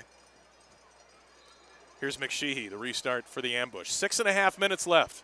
Ambush down by 1 goal, 2 points. Mike Mesley back to Ritchie, who's pushing up a little bit. The ambush goalkeeper. Into the corner it goes. That's Antonio. Controls it off the chest. That ball deflects out and is going to be kicked into the penalty box. It'll be ambush ball on the restart. Back they come. Here's Banks. Banks over to Liete. Liete with a shot and a big save by Ritchie again. Vance out of his own zone. Goes right side. That's Dow. Dow slowing it down. He gets tripped up. No call. Play on. Here's number 21 for the Milwaukee Wave. Olivero kicks it back to Walls. And the Milwaukee Wave, as you said, Bill McDermott, going to play possession soccer here. Yeah, and they're very comfortable doing just that. That's their modus operandi when they enter any game. This ball goes all the way back into the ambush zone. That's a tough one, but Jeff Ritchie plays it perfectly off the glass, gets a hand on it. But Milwaukee with the ball. Good defense there by the St. Louis ambush. Looked like it was going to be an over-the-back call. Yeah. There is none, so play continues, and the ambush have the ball. Kimball trying to get something going here. Bennett steals for the Wave. Back he comes 1-on-3. And he's just going to turn this ball back around and go back to his own zone. Boy, he's strong in the open field, very gifted, and tremendously quick on the ball. No doubt. Fontana, number 20 for the Wave. Midfield. Goes right side, Pereira. Pereira in front. Fontana can't get to it, luckily. Yeah, Marcelo Fontana started that play from the left back position. Came up for the return ball. Good acceleration by him coming out of his own backfield position. 11-9, Milwaukee Wave. 4:30 left. Pereira in the corner. Holding off Mike Mesley. Mesley and Dan Antoniuk there give chase, but back to Pablo it comes for the Wave. And again, just to kill some time, he goes back to Munoz. Munoz to Pablo. Antoniuk gives chase, now into the end for Pereira. He gets the ball. Nice move to get free. He shoots, and a good save there by Ritchie.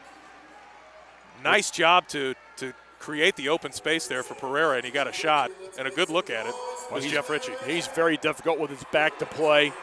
Protects the ball nicely, turns, gets a shot, and another wonderful save by Jeff Ritchie. Ambush looking to tie here, down by 2. which is a 2-point goal, which is one possession.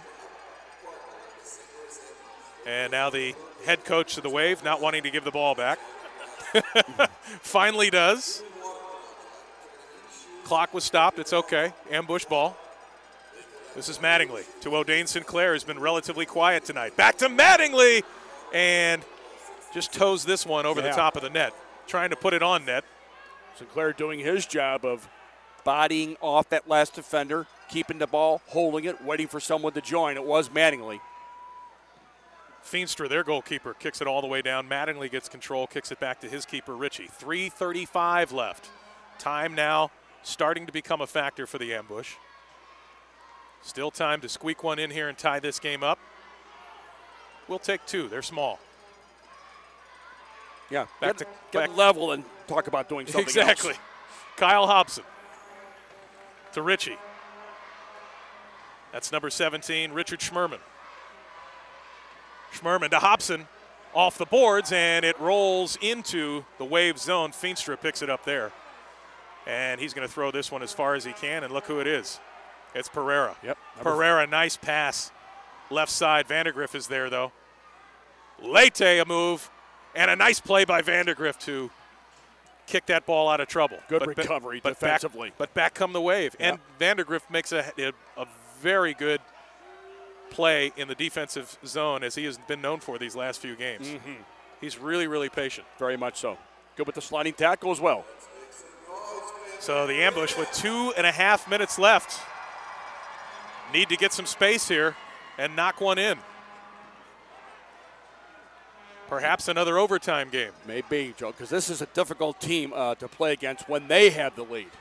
Kimball looked like he had the ball there at midfield, but back comes Leite. Right side, they shoot, they score.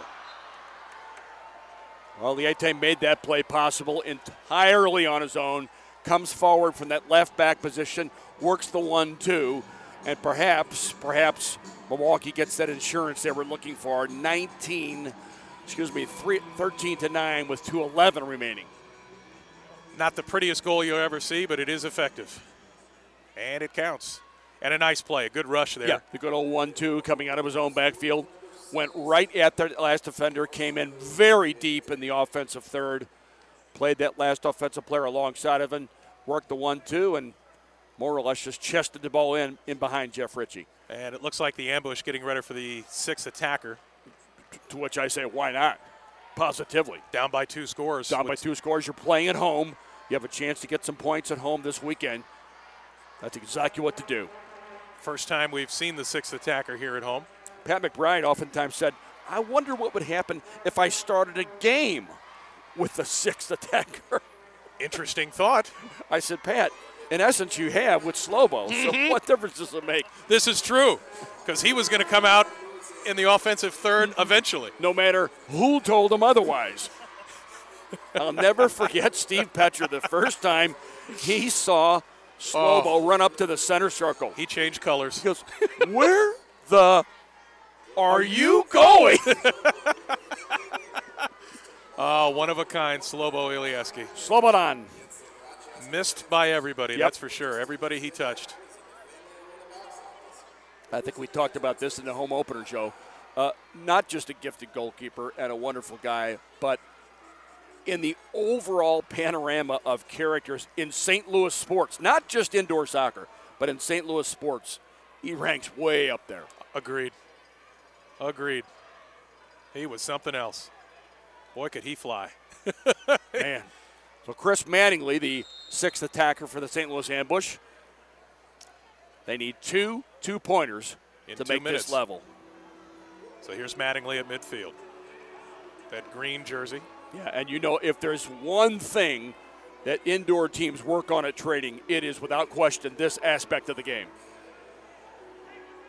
The Wave doing sort of their version of the full court press. They really are, yeah. 3-man up. This ball's kicked all the way back. Mattingly does a very nice job chesting it down. 1:40 left. The Ambush down by 2 goals. And an ill-advised shot there. Wow. That is the last thing that you want to do is give possession away. And Grork from his own bench kicks it out of play in the corner, and now Jeff Ritchie has to come back in because the Wave has possession. 1:36 left. Ambush down 13-9. Ball played into the ambush zone. That ball is chested down. Bennett kicks it up in the air, kills some time. O'Dane Sinclair in his own zone. Makes a move, heads upfield. Here's Dow. O'Dane Sinclair, left side. Dan Antoniuk in front. That one's deflected to the left. And with 1:15 left, Groark is going to try and push the pace. Back on comes the sixth attacker in the form of Chris Mattingly. Keep the ball away from number 26, Ian Bennett, in the open field, because he'll be off to the races. 1 minute left in this game. This ball goes high off the glass. Antonia can't control it. It's cleared all the way down, and it looks like this ball is going to go just wide. And then you do mean it. Woo. Just wide. That didn't miss by much. That did not. Tough team to pull the sixth attacker on, that's for sure. They are quick. O'Dane. Mattingly in front, they score! Nice job by Dan Antoniuk. In front, Sinclair was there, but Roach gets the head ball, and we're within 2 with 35.5 seconds left. Roach, a nice goal there. Nicely done by the St. Louis Ambush. O'Dane Sinclair begins it into the left corner. Rebounding it off the near post boards was Dan Antoniuk. And number 16, Mike Roach, gets the number of points that's on his shirt. That's his 16th point of the year. Nicely done by the St. Louis Ambush to draw within 2 with just 35 seconds remaining. And maybe I'll say it again. Maybe that's our good luck charm. Tough team to do the sixth attacker with. This Milwaukee Wave. Again, they are very, very fleet of foot, this team, very skilled. And with 34 seconds left, the Ambush have to push the pace here. Liete. He's got the ball, going to try and kill it. Back to his keeper. 25 seconds now, and counting. Just get the ball and get it forward. 2-on-1, and they're going to let him play. A big shot there goes wide. Dan Antoniuk with the ball. 10 seconds left. The Ambush going to have to do something miracle-like here. They have the ball near their own bench. 4 seconds left. They push it all the way up, and it looks like that's going to do it as the ball is headed out of trouble by Jonathan Greenfield, and the Ambush gave it a go. Much different than the first time these two teams met, but they come up just short at home, and they lose this game 13-11. And just a 2-point win for the Milwaukee Wave, and it's only 2 points because of Jeff Ritchie. There's no doubt. There's no doubt. Fantastic. If nothing else, goalkeeper. in the first quarter, for sure, Joe, stopped 3 or 4 certain goals for Milwaukee Wave. He was in top form all evening long. And the three-pointer that got in behind him from Pablo, that was a blast. There's nobody stopping that. And then the set piece late in the game for the margin of victory. The set piece from Victor Queiroz, he scores from Marcio Leite. Marcio Leite, who was a real thorn in the side of the Ambush all evening long and will be to any team in this league because of his comfort level on the ball coming out of the backfield. No doubt. And another guy you got to talk about on their team who had a goal tonight, Victor Queiroz. He was fantastic, kind of a quarterback of their team. But man, oh man, they don't have many weak spots on this Milwaukee Wave team, do they? They do not, and we talked about this consistently throughout the game. They are very comfortable keeping the ball. And when you play from behind against this team, that's doubly difficult because they have so many players who are gifted with that aspect, at that aspect of the game, comfort level, composure on the ball. Good to see Jeff DiMaria on the pitch with his team, even though he hasn't played in the last couple of games. Hobbling around a little bit. They miss him for sure. They'll really need him back. But you have to be happy with the strides that this team has taken. I mean, when you consider it wasn't that long ago, just a couple of weeks, this team gets beat by 20 points, down a few guys to this Milwaukee Wave team in Milwaukee. And they come back, and it was really, up until the last minute, anybody's game. Positively. They made this team play, and that's what you want to do. What did we talk about, Joe? They want to see where they rank in this league, and about the middle of the season. They know that they were not a 20-point deficit team to this team. Yes, Milwaukee's awfully good, and that's why they're in first place. They come back home, and they barely lose a game by only 2 points, but in the process, made Milwaukee play. This team is getting better. They will continue to get better as they get more solid with all their injuries. Get Jeff DiMaria back in the lineup. That's a main cog. That's big. A main cog that they miss on this club. No doubt. And so the Ambush lose it tonight by 2 points, one measly goal.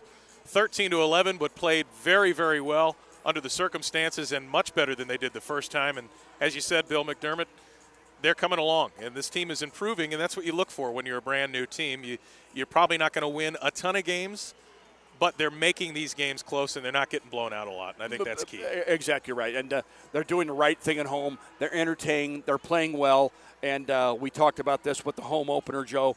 The basic ingredient in indoor soccer, you have to have a competent goalkeeper.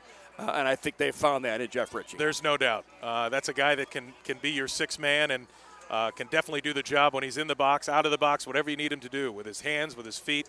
He was fantastic. Chad Vandergriff played another game defensively that was very, very good. You can't say enough about Matt Kimball, who's getting some playing time. He's got 4 goals in the last 2 games. He's been fantastic. And just came up a little short tonight, but they're building on it, and they'll see what they can do against the Rochester Lancers tomorrow afternoon. Yep. Again, that is a 1:30 game. Yes. So if you'd like to come down, it's a lunchtime fun. It's before most of the NFL football tomorrow. I mean, it's an AFC game. And it's way before all the snow. Yeah. Way before all that snow.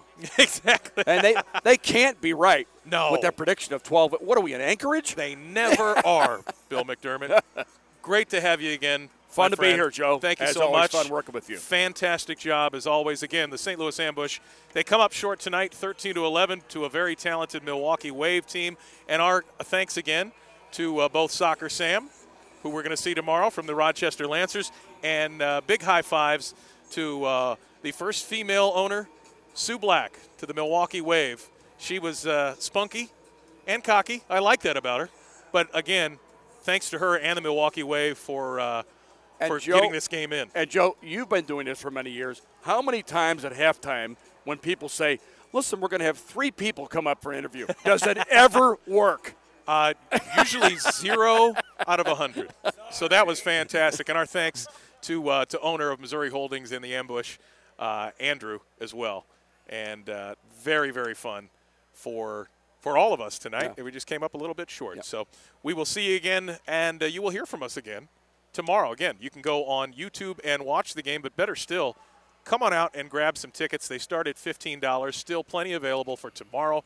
This place will be packed tomorrow afternoon, and forget the weather. This is an indoor sport, so it won't be cold in here. You're not going to be affected by the weather. It'll be a balmy 68. It'll be fine. For my partner, Bill McDermott, big thanks to Scotty Boom Boom, to Fred Slow, to our man, Mr. Fowler. Thank you so much, Mike, for running stuff and making us sound better than we probably should have. Without question. And thanks again to all of you for listening. We'll be back with our pregame at about 1:10 tomorrow afternoon. Game time 1:30 right here at the Family Arena. STLewisambush.com. Or you can just come down to the Family Arena and purchase those tickets tomorrow morning. We'd love to see you here. The Ambush lose tonight 13-11. Back at it tomorrow at 1:30 against the Rochester Lancers. Thanks again for tuning in, and we will talk to you tomorrow afternoon. Good night, everybody.